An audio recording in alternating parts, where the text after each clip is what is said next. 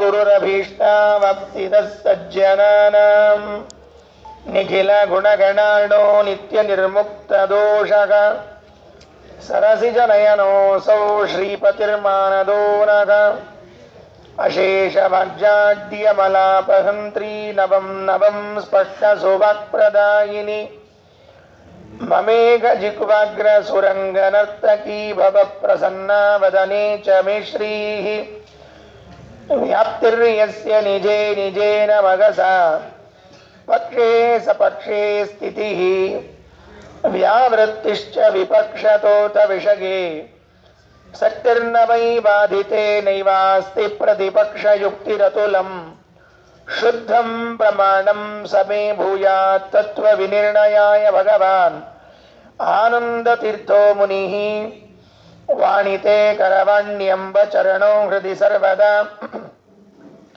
ಮದ್ವಾಕ್ಯ ಸರಣಿರ್ಭೂಯಾತ್ ಶ್ರೀಮದಾಚಾರ್ಯ ಭಾವಗ ನಮೋಸ್ತು ತಾತ್ವಿಕಾ ದೇವಾಗ ವಿಷ್ಣುಭಕ್ತಿಪರಾಯಣಾಗ ಧರ್ಮಮಾರ್ಗೇ ಪ್ರೇರಯಂತು ಭವಂತಃ ಸರ್ವಗೇವ ಹಿ ಯಸ್ಯ ವಾಕ್ ಕಾಮಧೇನುರ್ನಃ ಕಾಮಿತಾರ್ಥಾನ್ ಪ್ರಯಚ್ಛತಿ ಸೇವೇತಂ ಜಯ ಯೋಗೀಂದ್ರಂ ಕಾಮಬಾಣಚ್ಛಿದಂ ಸದಾ ಅಸ್ಮದ್ಗುರು ಸಮಾರಂಭಾಂ ಟೀಕಾಕೃತ್ಪಾದಮಧ್ಯಗಾಂ ಶ್ರೀಮದಾಚಾರ್ಯ ಪರ್ಯಂತಾಂ ವಂದೇ ಗುರು ಪರಂಪರಾಂ ಪೃಥ್ವೀಮಂಡಲ ಮಧ್ಯಸ್ಥಾಃ ಪೂರ್ಣಬೋಧಮತಾನುಗಾಃ ವೈಷ್ಣವಾ ವಿಷ್ಣುಹೃದಯಾಃ ತಾನ್ ನಮಸ್ಸೇ ಗುರೂನ್ ಮಮ ಆಪಾದಮೌಳಿ ಪರ್ಯಂತಂ ಗುರುಣಾಮಾಕೃತಿಂ ಸ್ಮರೇತ್ ತೇನ ವಿಘ್ನಾಃ ಪ್ರಣಶ್ಯಂತಿ ಸಿದ್ಧ್ಯಂತಿ ಚ ಮನೋರಥಾಃ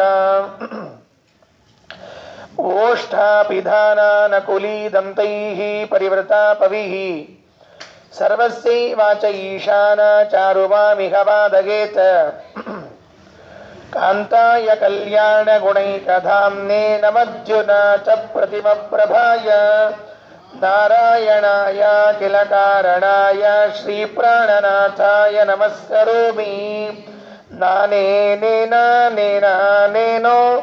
ನೂನೇನ ನನು ನುನ್ನಾಹ ನಾನಾ ನಾನೋ ನೂನಂ ನಾನೇ ನಾನೂನ ನಾನುನ್ನಹ. ಸ್ವಸ್ತಿಯಸ್ತು. ಇವತ್ತೊಂದು ವಿಚಿತ್ರವಾದ ಶ್ಲೋಕದಿಂದ ಪ್ರಾರಂಭವಾಗ್ತಾ ಇದೆ ಪ್ರವಚನ. ಎಲ್ಲವೂ ನಕಾರದಿಂದ ಕೂಡಿರುವ ಶ್ಲೋಕ. 6ನೇ ಪದ್ಯ, 10ನೇ ಸರ್ಗದ 6ನೇ ಪದ್ಯದಲ್ಲಿ ನಾನೇ ನೇನಾ ನೇನಾ ನೇನೋ ನೂನೇನ ನನು ನುನ್ನಾಹ ನಾನಾ ನಾನೋ ನೂನಂ ನಾನೇ ನಾನೂನ ನಾನುನ್ನಹ. ಈ ಶ್ಲೋಕದಲ್ಲಿ ಏನು ವಿಚಾರ ಬಂದಿದೆ ಅಂತ ತಿಳಿಯೋದೇ ಒಂದು ಆಶ್ಚರ್ಯ. ಯಾಕೆ ಅಂದರೆ ಇದರ ಮೊದಲು ಪದವಿಭಾಗ ಮಾಡಿಕೊಳ್ಬೇಕು, ಎಲ್ಲೆಲ್ಲಿ ನಿಲ್ಲಿಸಬೇಕು, ಏನು ಮಾಡಬೇಕು ಅಂತ ಒಂದು ಪದಚ್ಛೇದ ಮಾಡಿಕೊಳ್ಬೇಕು. ಅದಾದ ಮೇಲೆ ಇದರ ಅರ್ಥ ಹೇಳಬೇಕು. ಅರ್ಥ ಒಂದೇ ಸಾಲದ, ಬಹಳ ದೊಡ್ಡ ಅರ್ಥ ಇಲ್ಲ, ಅರ್ಥ ಇರೋದು ಒಂದೇ ಸಾಲಿನಲ್ಲಿ ಇದ್ರೂ ಕೂಡ ವಿಭಾಗ ಅನ್ವಯ ಅದನ್ನು ತಿಳ್ಕೊಳ್ಳೋ ಕ್ರಮ ಸ್ವಲ್ಪ ಹೆಚ್ಚು. ನಿನ್ನೆ ಎಲ್ಲಿದ್ವಿ ನಾವು ಅಂತ ಒಂದು ಪ್ರಶ್ನೆ ಮಾಡ್ತೀನಿ. ನಿಮ್ಗೆ ಯಾರಿಗಾದರೂ ನಿನ್ನೆ ಕಥೆ ನೆನಪಿದ್ರೆ ಇವತ್ತು ಮುಂದೆ ಹೇಳೋಣ ಅಂತ. ಇಲ್ಲ ಅಂದ್ರೆ ನಾನೇ ಹೇಳ್ತೇನೆ, ಮತ್ತೇನು ಮಾಡಲಿ ಮತ್ತೆ. ಇಲ್ಲ ಮತ್ತೆ ನಾನೇ ಹೇಳ್ಬೇಕಲ್ಲ, ಇನ್ನಿನ್ ಬೇರೆ ದಾರಿ ಇಲ್ವಲ್ಲ. ಆಚಾರ್ಯರು 2ನೇ ಬಾರಿ ಬದರಿ ಯಾತ್ರೆಗೆ ಹೊರಟು ನಿಂತಿದ್ದಾರೆ. ಜೊತೆಗೆ ಫಲಿಮಾರು ಮಠದ ಮೂಲಯತಿಗಳು ಋಷಿಕೇಶ ತೀರ್ಥರು, ಅದಮಾರು ಮಠದ ಮೂಲಯತಿಗಳು ನರಸಿಂಹ ತೀರ್ಥರು, ಕೃಷ್ಣಾಪುರ ಮಠದ ಮೂಲಯತಿಗಳು ಜನಾರ್ದನ ತೀರ್ಥರು, ಪುತ್ತಿಗೆ ಮಠದ ಮೂಲಯತಿಗಳು ಉಪೇಂದ್ರ ತೀರ್ಥರು. ಈ 4 ಜನರು ಕೂಡ ಸೇರಿಕೊಂಡು ಆಚಾರ್ಯರ ಜೊತೆಗೆ ಸತ್ಯತೀರ್ಥರೊಬ್ಬರು ಸೇರಿಕೊಂಡು 5 ಜನ ಸನ್ಯಾಸಿಗಳು ಆಚಾರ್ಯರೊಟ್ಟಿಗೆ, ಗೃಹಸ್ಥ ಶಿಷ್ಯರಂತೂ ಸರಿಯೇ ಸರಿ, ಇವರ ಸೇವೆ ಮಾಡಲಿಕ್ಕಿರುವ ಶಿಷ್ಯರು ಸರಿ, ಅವರ ಗ್ರಂಥ ಭಾಂಡಾರ, ದೇವರ ಪೂಜಾ ಸಾಮಗ್ರಿಗಳು, ಪೆಟ್ಟಿಗೆಗಳು ಪ್ರತಿಯೊಂದನ್ನು ಕೂಡ ತೆಗೆದುಕೊಂಡು ಆಚಾರ್ಯ ಜೊತೆಗೆ ಯಾತ್ರೆ ಹೊರಟಿದ್ದಾರೆ. ನಿನ್ನೆ ಹೇಳುವಾಗ ಒಬ್ಬರ ಹೆಸರು ಮಾತ್ರ ಹೇಳಿದ್ದೆ, ನೋಟ್ ಮಾಡ್ಕೊಳ್ಳೋರು ಮಾಡ್ಕೊಳ್ರಿ, ಏನು ತೊಂದರೆ ಇಲ್ಲ. ಒಬ್ಬರ ಹೆಸರು ಯಾರು ಹೇಳಿದ್ದೆ? ಉಪೇಂದ್ರ ತೀರ್ಥರ ಹೆಸರನ್ನ ಮಾತ್ರ ಹೇಳಿದ್ದೆ. ಫಲಿಮಾರು ಮಠಕ್ಕೆ ಮೂಲ ಯತಿಗಳು ಋಷಿಕೇಶ ತೀರ್ಥರು. ಮುಂದೆ 13ನೇ ಸರ್ಗದಲ್ಲಿ ಋಷಿಕೇಶ ತೀರ್ಥರ ಮಹಿಮೆಯನ್ನು ಹೇಳ್ತಾರೆ. ಜೊತೆಗೆ 15ನೇ ಸರ್ಗದಲ್ಲಿ ಹೇಳುವಾಗಲೂ ಋಷಿಕೇಶ ತೀರ್ಥರ ಹೆಸರು ಬರ್ತದೆ. ಋಷಿಕೇಶ ತೀರ್ಥರು ಆಚಾರ್ಯರ ಮಹಿಮೆಯನ್ನು ತಿಳಿಸುವಂತಹ ಒಂದು ಗ್ರಂಥವನ್ನು ರಚನೆ ಮಾಡಿದ್ದಾರೆ, ಸಂಪ್ರದಾಯ ಪದ್ಧತಿ ಅಂತ ತಿಳಿದುಕೊಂಡು. ಆ ಸಂಪ್ರದಾಯ ಪದ್ಧತಿಯಲ್ಲಿ ಸುಮಧ್ವ ವಿಜಯದಲ್ಲಿ ನಾವು ಕೇಳದೇ ಇರುವಂತಹ ಎಷ್ಟೋ ಮಹಿಮೆಗಳನ್ನು, ಆಚಾರ್ಯ ಚರಿತ್ರೆಗಳನ್ನು ಅಲ್ಲಿ ಕೇಳ್ತೇವೆ. ಪದ್ಮನಾಭ ತೀರ್ಥರ ಬಗ್ಗೆ ವಿಶೇಷವಾಗಿ ಪ್ರಶಂಸೆಯನ್ನ ಮಾಡಿ ಹೊಗಳಿದವರು ಋಷಿಕೇಶ ತೀರ್ಥರು. ಯಃ ಕರ್ನಾಟಕ ಪೂರ್ವ ಸಜ್ಜನ ಗುರುಹು ಶ್ರೀಪದ್ಮನಾಭ ತೀರ್ಥಾಕ್ವಯ, ಕರ್ನಾಟಕದ ಪೂರ್ವ ಸಜ್ಜನ ಗುರುಗಳು ಅಂತ ಕರೆಸಿಕೊಂಡವರು ಪದ್ಮನಾಭ ತೀರ್ಥರು ಅಂತ ಕೊಂಡಾಡಿದವರೇ ಋಷಿಕೇಶ ತೀರ್ಥರು. ಪಲಿಮಾರು ಮಠದ ಮೂಲ ಯತಿಗಳು. ಮೊನ್ನೆ ತಾನೇ ಅವರ ಪರ್ಯಾಯ ಮುಗಿದಿದೆ, ಹೋದ ಪರ್ಯಾಯ ಅವರದ್ದೇ ಪಲಿಮಾರು ಶ್ರೀಗಳವರದ್ದು. ಅವರ ಮೂಲ ಯತಿಗಳು ಋಷಿಕೇಶ ತೀರ್ಥರು. ಅವರು ಆಚಾರ್ಯ ಜೊತೆಗೆ ಯಾತ್ರೆಗೆ ಹೊರಟಿದ್ದಾರೆ. ಕೃಷ್ಣಾಪುರ ಮಠದ ಯತಿಗಳು ಜನಾರ್ದನ ತೀರ್ಥರು ಅಂತ, ಅವರು ಕೂಡ ಯಾತ್ರೆಗೆ ಹೊರಟಿದ್ದಾರೆ ಆಚಾರ್ಯ ಜೊತೆಗೆ. ಮುತ್ತಿಗೆ ಮಠದ ಮೂಲ ಯತಿಗಳು ಉಪೇಂದ್ರ ತೀರ್ಥರು, ಅವರು ಹೊರಟಿದ್ದಾರೆ. ಈಗ ಪರ್ಯಾಯ ನಡೀತಾ ಇದೆ ಅದಮಾರ ಮಠದ್ದು. ಆ ಮಠದ ಮೂಲ ಯತಿಗಳು ನರಸಿಂಹ ತೀರ್ಥರು, ಅವರು ಕೂಡ ಆಚಾರ್ಯ ಜೊತೆಗೆ ಯಾತ್ರೆಗೆ ಹೊರಟಿದ್ದಾರೆ. ಹೀಗೆ 4 ಜನ ಸನ್ಯಾಸಿ ಶಿಷ್ಯರು, ಒಬ್ಬರು ಸತ್ಯತೀರ್ಥರು, ಅಚ್ಯುತ ಪ್ರೇಕ್ಷ ತೀರ್ಥರ ಸನ್ಯಾಸ ಪರಂಪರೆಯ ಮುಂದಿನ ವ್ಯಕ್ತಿಗಳು. ಇದಾದ ಮೇಲೆ ಗೃಹಸ್ಥ ಶಿಷ್ಯರು ಎಲ್ಲರೂ ಹೊರಟಿರುವಾಗ ದಾರಿಯಲ್ಲಿ ಒಂದು ಘಟನೆ ಆಯಿತು ಅಂತ ನಿನ್ನೆ ಹೇಳಿದೆ. ಏನಾಯಿತು ನಿನ್ನೆ? ಈಶ್ವರ ದೇವ ಅಂತ ಒಬ್ಬ ರಾಜ. ಆ ಈಶ್ವರ ದೇವ ತನ್ನ ರಾಜ್ಯದಲ್ಲಿ ಕೆರೆಯನ್ನ ಕಟ್ಟಿಸಬೇಕು ಅಂತ ಹೇಳಿ ಬಾವಿಯನ್ನ ದೊಡ್ಡ ಎಲ್ಲರ ಉಪಯೋಗಕ್ಕೆ ಬರುವಂತಹ ಕೆಲಸ ಮಾಡಿಸೋಣ ಅಂತ ಹೊರಟಿದ್ದ. ಒಳ್ಳೆ ಕೆಲಸವನ್ನ ಮಾಡ್ತಾ ಇದ್ದಾನೆ, ಆದರೆ ರೀತಿ ಸರಿ ಇರಲಿಲ್ಲ ಅವನದ್ದು. ಏನ್ ರೀತಿ? ತನ್ನ ಕೋಶದಿಂದ ದುಡ್ಡು ತೆಗೆದು ಗೌರ್ಮೆಂಟಿನ ದುಡ್ಡನ್ನ ಕೊಟ್ಟು ಕೆಲಸ ಮಾಡಿಸ್ಬೇಕು. ಪ್ರಜೆಗಳ ದುಡ್ಡನ್ನೇ ತೆಗೆದುಕೊಂಡು ಪ್ರಜೆಗಳ ಬೆವರು ಪ್ರಜೆಗಳ ಶ್ರಮವನ್ನ ವಿನಿಯೋಗ ಮಾಡಿ ಹೆಸರು ಮಾತ್ರ ಈಶ್ವರ ದೇವನದ್ದು ಬರಲಿ ಅಂತ.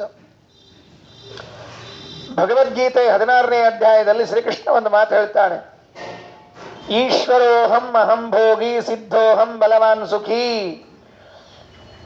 ಕೆಲವರು ಅನ್ಕೊಳ್ತಿರ್ತಾರಂತೆ ನಾನೇ ಈಶ್ವರ ಅನ್ಕೊಳ್ತಿರ್ತಾರಂತೆ. ಈಶ್ವರ ಅಂದ್ರೆ ಸಮರ್ಥ, ಈಶ್ವರ ಅಂದ್ರೆ ನಾನೇ ಈಶ್ವರ ಅಂತ ಕೆಲವರು ಅನ್ಕೊಳ್ಳೋರು ಇರ್ತಾರಂತೆ. ಇರ್ಲಿ, ಅದೆಲ್ಲ ವಿವರಣೆ ಬೇಡ.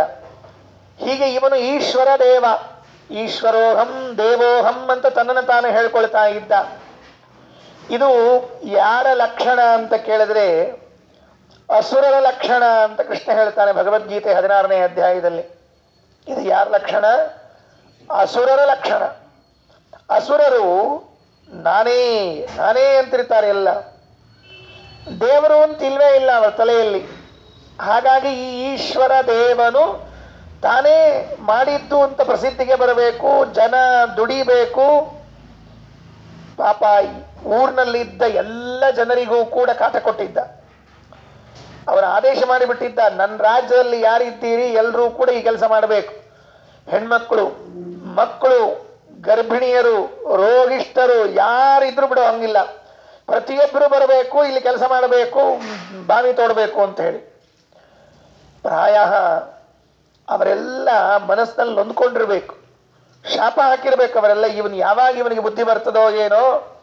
ಅಲ್ರಿ 80, 60, 70 ವಯಸ್ಸಾದವ್ರನ್ನೆಲ್ಲ ಕರೆದು ತೋಡ್ರಿ ಬಾವಿ ತೋಡ್ರಿ ಅಂತ ಹೇಳಿದ್ರೆ ನಮ್ಮಲ್ಲಿ ಗೌರ್ಮೆಂಟ್ 60ಕ್ಕೆ ರಿಟೈರ್ಡ್ ಮಾಡಿ ಹೋಗ್ತದ, ಮುಂದೆ ಉಪಯೋಗ ಇಲ್ಲ ಅಂತ ತಿಳ್ಕೊಂಡು ಹೇಳಿ. ಮುಂದೆ ಅವ್ರೇನ್ ಮಾಡ್ಕೋತಾರೆ ಮಾಡ್ಕೊಳ್ಳಿ, ಇವ್ರಂತೂ ಬೇಡ ಅಂತಾರೆ, ನಮ್ಮ 60 ಆದ್ಮೇಲೆ ಬೇಡ ಅಂತೇಳಿ. ಖರೆ ಅಂದ್ರೆ 60 ಆದ್ಮೇಲೆ ಕೆಲಸ ಚಲೋ ಬರ್ತದ್ರಿ ಅವ್ರಿಗೆ. ಯಾಕ? ಇಷ್ಟು ಎಕ್ಸ್ಪೀರಿಯನ್ಸ್ ಬಂದ್ಬಿಟ್ಟಿರ್ತಾವ ಅವ್ರಿಗೆ. 60 ಆದ್ಮೇಲೆ ರಿಟೈರ್ಡ್ ಮಾಡಬಾರ್ದ್ರಿ, 60 ಆದ್ಮೇಲೆ ಟೀಚರ್ಗೆ ತಗೋಬೇಕು ಅವರು. ಅಂದ್ರೆ ಹೇಳೋ ವ್ಯವಧಾನ ಎಲ್ಲ ಓದಿರ್ತಾರೆ, ಮಕ್ಕಳಿಗೆ ಹೆಂಗೆ ಕಲಿಸ್ಬೇಕು ಅಂತ ಗೊತ್ತಾಗಿರ್ತದೆ. ಇವು 18ಕ್ಕೆ ಕಾಲೇಜಿನಾಗ ಮುಗಿಸ್ತಾವ, 20ಕ್ಕೆ ಟೀಚರ್ ಆಗ್ತಾವೆ, 60ಕ್ಕೆ ಹೊರಗೆ ಬರ್ತಾವೆ, ಮುಗಿದವ್ರ ಕೆಲಸ. ಅವಕ್ಕೂ ಬರಂಗಿಲ್ಲ ಇವಕ್ಕೂ ಬರಂಗಿಲ್ಲ. ನಿಜವಾಗಿಯೂ ಕೂಡ 60 ಆದ್ಮೇಲೆ ಅವ್ರನ್ನೇನಾದ್ರು ತಗೊಂಡಿದ್ರೆ ವಿದ್ಯಾರ್ಥಿಗಳು ಭಾಳ ಲಘುನೇ ಉದ್ಧಾರ ಆಗ್ತಿದ್ವು ರೀ. ಎಲ್ಲಿ ಬಿಡ್ರಿ, ಏನ್ ಮಾಡ್ಲಿಕ್ಕೆ ಬರ್ತದೆ, ಸರ್ಕಾರನ ಕ್ಷಣೆ ಅದ. ಮತ್ತು ನಾವ್ಯಾಕೆ ಸೊಳ್ಳೆ ಯಥಾ ರಾಜ ತಥಾ ಪ್ರಜಾ, ಸರ್ಕಾರದಂಗೆ ನಾವು ವರ್ತನೆ ಮಾಡಬೇಕು. ಅದಕ್ಕೆ ವಯಸ್ಸಾದವರು, ಗರ್ಭಿಣಿ ಸ್ತ್ರೀಯರು, ರೋಗಿಷ್ಠರು, ಪಾಪ ಅವರಿಗೆಲ್ಲ ಕೆಲಸ. ಎಲ್ಲರನ್ನೂ ಕೆಲಸಕ್ಕೆ ಇಟ್ಟರೆ ಅವರು ಬಿಡ್ತಾರ? ಶಾಪ ತಡ್ತೇ ಇರ್ತದ? ಬಾಯಿಗೆ ಬಂದಂತೆ ಶಾಪ ಹಾಕೋದು. ಮನಸ್ಸಿನಲ್ಲೇ ಅನ್ಕೋತಿದ್ರು, ಇವನು ಯಾರಾದರೂ ಸರಿಯಾಗಿ ಶಾಸ್ತಿ ಮಾಡ್ಬೇಕು ನೋಡ್ರಿ ಅಂತ ಹೇಳಿ. ಇನ್ಯಾರು ಮಾಡ್ಬೇಕು ಸರಿಯಾಗಿ ಶಾಸ್ತಿ ಮಾಡೋರು? ವಾಯುದೇವರೇ ಅಲ್ವೇ? ಬಂದರು. ಬಂದಾಗ ಈತ ಪುಣ್ಯಾತ್ಮ ಸ್ವಾಮಿಗಳು ಸನ್ಯಾಸಿಗಳು ಅಂತ ನೋಡದೇನೆ ಅವರ ಕೈಯಲ್ಲಿ ಗುದ್ಲಿ ಕೊಡ್ಲಿಕ್ಕೆ ಹೋದ. ಅದು ಗುದ್ಲಿ ಪೂಜೆ ಅಲ್ಲ, ಅದು ಗುದ್ಲಿ ಪೂಜೆ ಅಲ್ಲದು, ಅದು ತೋಡೋದು ಕೆಲಸ. ಅದಕ್ಕೆ ಇವರಂದ್ರು, ಇಲ್ಲ ನಾವು ಬಾಲ್ಯದಲ್ಲೇ ಸನ್ಯಾಸ ತಗೊಂಡವರು, ಹಿಂಗಾಗಿ ನಮಗೆ ಇವೆಲ್ಲ ಗೊತ್ತೇ ಇಲ್ಲ. ಈಗ ಒಂದು ಹಂತ ಆದ್ಮೇಲೆ ಸನ್ಯಾಸ ತಗೊಂಡಿದ್ರೆ ಇದೆಲ್ಲ ಗೊತ್ತಿರ್ತದೆ, ಮನೆಯಲ್ಲಿ ಕೆಲಸ ಮಾಡಿ ಎಲ್ಲ ಅಭ್ಯಾಸ ಇರ್ತದೆ. ಕೆಲವರು ಮನೆಯೊಳಗೆ ಏನರ ಪ್ರಾಬ್ಲಮ್ ಆಯ್ತು ಅಂದ್ರೆ ಅವರ ಪಾನ ಪಕ್ಕಡ ಹಿಡ್ಕೊಂಡು ಕೂತ್ಬಿಟ್ಟಿರ್ತಾರೆ. ಕಟಿಂಗ್ ಪ್ಲೇಯರು, ಪಾನ ಪಕ್ಕಡು, ಸುತ್ತಿಗೆ, ಹಾರಿ ಅವರ ಹಿಡ್ಕೊಂಡ್ಬಿಟ್ಟಿರ್ತಾರೆ. ಯಾಕ ಅಭ್ಯಾಸ ಆಗ್ಬಿಟ್ಟಿರ್ತದೆ. ಅದು ದಿವಸ ಮನೆಯೊಳಗೆ ಒಂದಿಲ್ಲ ಒಂದು ಕೆಡ್ತಿರ್ತದೆ. ಎಷ್ಟಂತ ಪ್ಲಂಬರ್ ಕರೀತಾರೆ, ಎಷ್ಟಂತ ಇವನ್ ಗೌಂಡಿ ಕರೀತಾರೆ. ಇವರ ತಲೆಗೊಂದು ಟವೆಲ್ ಸುತ್ತಕೊಂಡು ಒಂದಿಷ್ಟು ಸಿಮೆಂಟ್ ಬುಟ್ಟಿಯಾಗಿ ಕಲಿಸಿ ಹಚ್ಚರಿ ಮುಗಿದು ಹೊತ್ತು ಕೆಲಸ ಅವರು. ನಾನು ನೋಡೀನ್ರಿ ಅಂತವ್ರು, ಅದಕ್ಕೆ ಹೇಳಿದ್ಬಂತ. ಕೆಲವರು ಮಾಲಿ, ಕೆಲವರು ಗೌಂಡಿ, ಕೆಲವರು ಪ್ಲಂಬರ್ ಎಲ್ಲ ಆಗಿರ್ತಾರೆ. ಸಕಲ ಕಲಾ ವಲ್ಲಭರು ಅಂತ ಕೃಷ್ಣೋತ್ತಿರ್ತಾರಲ್ಲ, ಹಂಗಾಗಿರುತ್ತೆ. ಅದು ಯಾವಾಗ ಆಗ್ತದೆ ಹಿಂಗೆ ಸಕಲ ಕಲಾ ವಲ್ಲಭ ಅಂತ? ಗೃಹಸ್ಥಾಶ್ರಮಿಗಳಾಗಿದ್ರೆ ಸರಿ, ನಾವು ಸನ್ಯಾಸಿಗಳು ಬಾಲ್ಯದಲ್ಲೇ ಸನ್ಯಾಸ ತಗೊಂಡ್ಬಿಟ್ಟಿವಿ ನಾವು. ನಮಗೆ ಇವೇನೂ ಗೊತ್ತಿಲ್ಲ. ಆಚಾರ್ಯ ಹೇಳಿದ್ರೆ ನಮ್ಗೆ ಇವ್ಯಾವುದೂ ಗೊತ್ತಿಲ್ಲ, ದಯಮಾಡಿ ತಪ್ಪು ತಿಳಿಬೇಡ್ರಿ, ನೀನೊಂದು ಸ್ವಲ್ಪ ತಿಳಿಸ್ಬಿಡಿ ನಮ್ಗೆ ಹೆಂಗೆ ಮಾಡಬೇಕು ಅಂತ ಹೇಳಿ. ಆಯಿತು ಅಂತ ಆ ಪುಣ್ಯಾತ್ಮ ಕೈಯಲ್ಲಿ ಹಾರಿ ತಗೊಂಡು ಹಾಕ್ಲಿಕ್ಕೆ ಶುರು ಮಾಡಿದ. ಧನ್ ಧನ್ ಧನ್ ನನ್ ಗೊತ್ತಾ ಇದ್ದಾನೆ ಪುಣ್ಯಾತ್ಮ ಅವನು. ಏನ್ರಿ ಅದು ಗುದ್ದಿದರೆ ಆಚಾರ್ಯರ ಒಂದು ಮಹಿಮೆ ಪ್ರಕಟ ಆಯಿತು ಅಂತ ಹೇಳ್ತಾರೆ. ಅಷ್ಟಸಿದ್ಧಿಗಳಲ್ಲಿ ಅಣಿಮಾ, ಮಹಿಮಾ, ಲಘಿಮಾ, ಗರಿಮಾ, ಪ್ರಾಪ್ತಿ, ಪ್ರಾಕಾಮ್ಯ, ವಶಿತ್ವ, ಈಶಿತ್ವ ಅಂತ 8 ಸಿದ್ಧಿಗಳು. ಅದರಲ್ಲಿ ವಶಿತ್ವ ಎನ್ನುವಂತಹ ಸಿದ್ಧಿ ಏನಿದೆಯಲ್ಲ, ಅದನ್ನು ತೋರಿಸಿದ್ರಂತೆ. ಹೇಗೆ ವಶದಲ್ಲಿ ಇಟ್ಕೊಳ್ಬಹುದು ಇನ್ನೊಬ್ಬರನ್ನ ಅಂತ ಹೇಳಿ.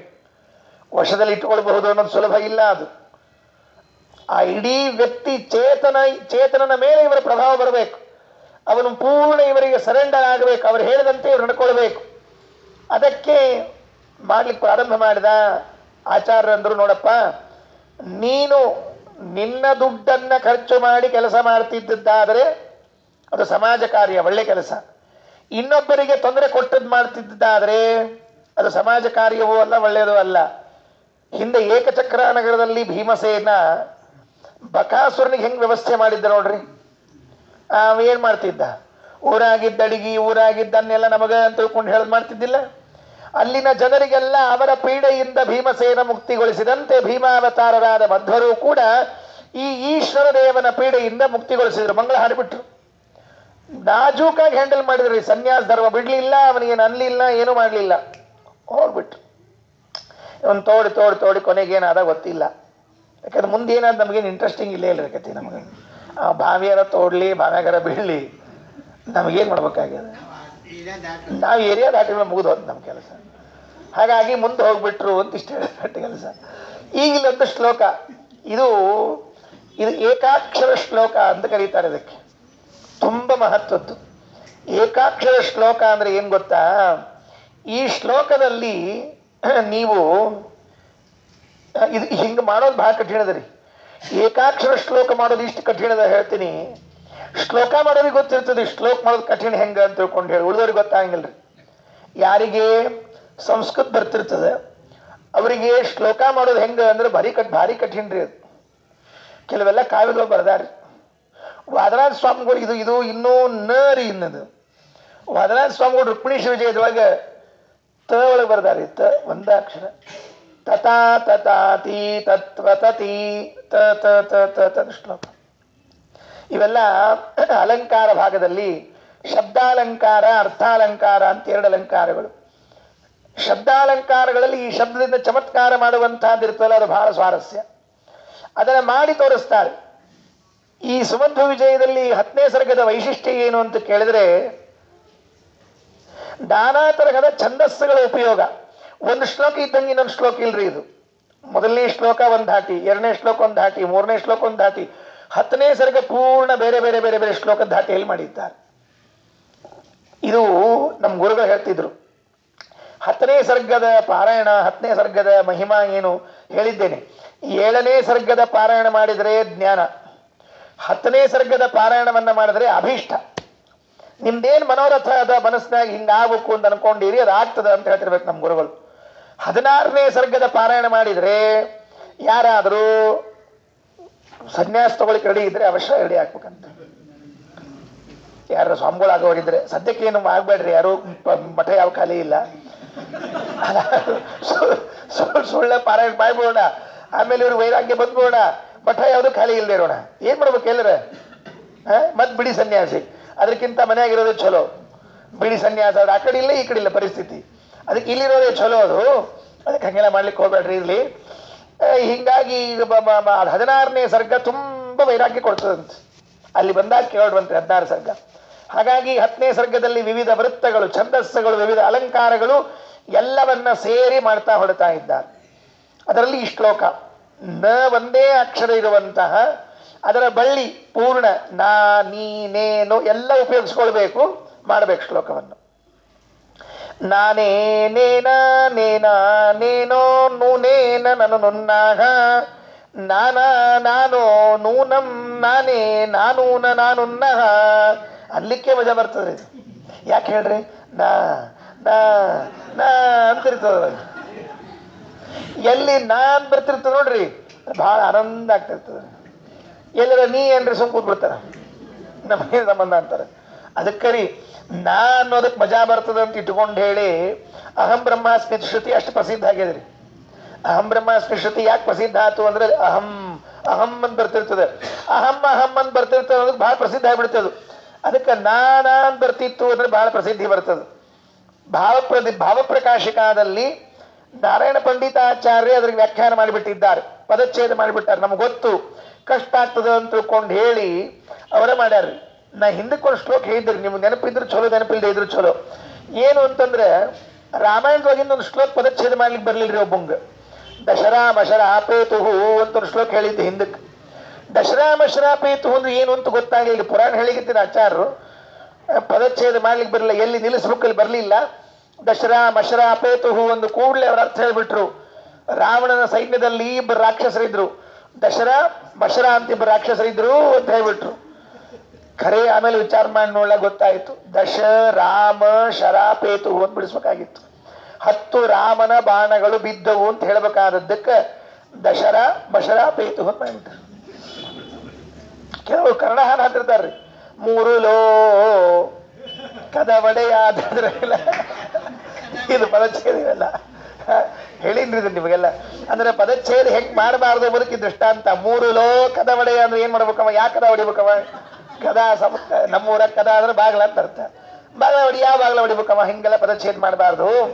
ಅದಕ್ಕೆ ಪಂಡಿತಾಚಾರ್ಯ ತಿಳಿಸಿಬಿಟ್ರು, ನ ಅನೇನೇನ ಅನೇನ ಅನೇನೋ ನುನ್ನೇನ ನನು ನುನ್ನಾಹ ನಾನಾನಾಹ ನೋ ನೂನಂ ನಾನೇನಾನೂನನ ಅನುನ್ನಹ ಇತಿ ಪದಚ್ಛೇದ.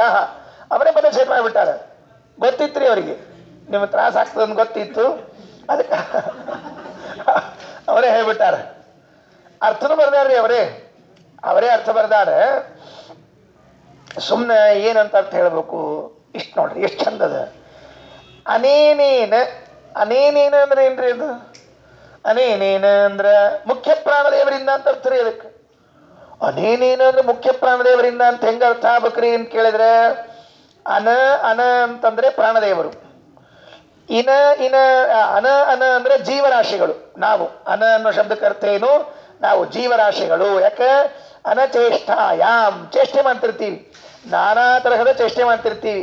ಅದಕ್ಕೆ ನಾವೆಲ್ಲ ಅನ ಜೀವರಾಶಿಗಳಿಗೆ ಇನ ಸ್ವಾಮಿಯಾದ ಮುಖ್ಯ ಪ್ರಾಣ ದೇವರಿಂದ. ಯಾವ ಶಬ್ದಕ್ಕೆ ಅರ್ಥ? ಅದಕ್ಕೆ ಅನೇನೇನ ಅಂತ ಅರ್ಥ. ಅನೇನೇನ ಅಂದ್ರೆ ಮುಖ್ಯ ಪ್ರಾಣ ದೇವರಿಂದ. ನಾನಾನಾಹ ನಾನಾ ವಿಧವಾದ ಪ್ರಾಣಿಗಳಂತ. ಅನಾಹ ನಾನಾ ತರಹದ ಪ್ರಾಣಿಗಳು. ನೋಡ್ರಿ, ಅನ ಅಂತನ್ನೋ ಶಬ್ದವನ್ನ ಗಟ್ಟಿಡ್ಕೊಂಡ್ಬಿಡ್ರಿ. ಯಾಕೆ ಅನ ಶಬ್ದ ಗಟ್ಟಿಡ್ಕೊಳ್ಬೇಕು ಅಂದ್ರೆ, ಅನ ಅಂತನ್ನೋ ಶಬ್ದಕ್ಕೆ ಚೇಷ್ಟೆ ಅಂತ ಅರ್ಥ. ಚೇಷ್ಟಾ ಉಳ್ಳವರು, ಚೇಷ್ಟೆ ಇಬ್ಬರು ಕೂಡ ಅನ ಶಬ್ದದಿಂದ ಕರೀತಾರೆ. ಅನ ಜೀವರು, ಚೇಷ್ಟೆ ಉಳ್ಳವರು. ಇನ ಅಂದ್ರೆ ಸ್ವಾಮಿ. ಅನ ಪ್ಲಸ್ ಇನ ಅನೇನ, ಅದ್ರ ತೃತೀಯ ವ್ಯಕ್ತಿ ಅನೇನೇನ, ಮುಖ್ಯ ಪ್ರಾಣದೇವರಿಂದ. ನಾನಾನಾಹ, ನಾನಾ ಅನಾಹ, ಬೇರೆ ಬೇರೆ ಪ್ರಾಣಿಗಳೇನಿದ್ದಾರಲ್ಲ ಅವರೆಲ್ಲರೂ ಕೂಡ ಏನಾಗ್ಯಾರ? ನನುನ್ನಾಹ ನೋ ಪ್ರೇರಣೆಗೆ ಒಳಗಾಗಿಲ್ಲವೇನು? ಹಾಗೆ ಆಗಿದ್ದಾರೆ. ಅಂದ್ರೆ ಜಗತ್ತಿನಲ್ಲಿರುವಂತಹ ಎಲ್ಲ ಜೀವರಾಶಿಗಳನ್ನು ಮುಖ್ಯ ಪ್ರಾಣದೇವರು ಪ್ರೇರಣೆ ಮಾಡಿಲ್ವೋ ಏನ್ ಹೇಳಬೇಕಾಗಿದೆ ಪಂಡಿತಾಚಾರ್ಯರಿಗೆ? ಜಗತ್ತಿನಲ್ಲಿ ಇರುವಂತಹ ಸಕಲರೂ ಕೂಡ ಪ್ರಾಣದೇವರ ಪ್ರೇರಣೆಗೆ ಒಳಗಾದವರೇ ಅಂತಾಗಿರುವಾಗ ಇದು ಒಂದು ಈಶ್ವರ ದೇವ ಪ್ರೇರಣೆಗೆ ಒಳಗಾಯಿತು ಅಂತ ಏನು ಹೇಳಬೇಕು? ಅದನ್ನು ಹೇಳಬೇಕಾಗಿದೆ ಅವರಿಗೆ ಹೇಳಬೇಕಾದದ್ದು ಒಬ್ಬ ಮಾತ್ರ ಅವರಿಂದ ಅನುನ್ನಹ ಪ್ರೇರಣೆಗೆ ಒಳಗಾಗಿಲ್ಲ. ಯಾರು? ಪರಮಾತ್ಮ. ಅಲ್ಲಿ ಹೇಳಿದರು, ಅಲ್ಲಿ ನಾನೇನು ನನ ಪರಮಾತ್ಮನು ಅನುನ್ನಹ ಪ್ರೇರಣೆಗೆ ಒಳಗಾಗಿಲ್ಲ. ಇಷ್ಟರ್ಥ. ಎಲ್ಲಿ ನೋಡ್ರಿ ದೇವರ ಹೆಸರು ಹೆಂಗದ ಇಲ್ಲಿ? ಪಂಡಿತಾಚಾರ್ಯರು ಈ 10ನೇ ಸರ್ಗದಲ್ಲಿ ಹೇಳುವಾಗ ದೇವರ ಹೆಸರನ್ನು ಹಿಂಗೆ ಹೇಳ್ತಾರ. ನಾನು ನನ ಅಂದ್ರೆ ಭಗವಂತ ಅಂತ ಅರ್ಥ. ಹೆಂಗಂತ ಕೇಳ್ಬೇಡ್ರಿ. ಹೇಳಿದ್ನಿ ಅಂದ್ರೆ ಗಾಬರಿ ಆಗ್ತದೆ. ಆಮೇಲೆ ಅಲ್ಲ ಬಿಡಿಸ್ತೀನಿ. ಆಮೇಲೆ ಸದ್ಯ ಹೇಳಿದೆ ಅಷ್ಟೇ. ಅನೇನೇನ ಅಂತಂದ್ರೆ ಪ್ರಾಣದೇವರಂತ. ನಾನು ನನ ಅಂದ್ರೆ ಪರಮಾತ್ಮ ಅಂತ. ನಾನೇನು ನನ ಪರಮಾತ್ಮನಿದ್ದಾನ, ಅವ ನಾನುನ್ನಹ ಪ್ರೇರಣೆಗೆ ಒಳಗಾಗಿಲ್ಲ. ವಾಯುದೇವರು ಎಲ್ಲರಿಗೂ ಪ್ರೇರಿಸಿದರೂ ಭಗವಂತನಿಗೆ ಮಾತ್ರ ಪ್ರೇರಣೆ ಮಾಡಿಲ್ಲ.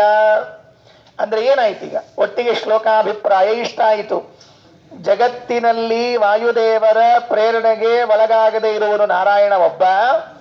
ಅವನನ್ನ ಬಿಟ್ಟು ಪ್ರತಿಯೊಬ್ಬರೂ ಕೂಡ ಪ್ರೇರಿತರೇ ಆಗಿದ್ದಾರಾದ್ದರಿಂದ ಅಂತಹ ಅನಂತ ಜೀವರಾಶಿಗಳು ಪ್ರೇರಣೆಗೆ ಒಳಗಾದಾಗ ಇದು ಒಂದು XYZ.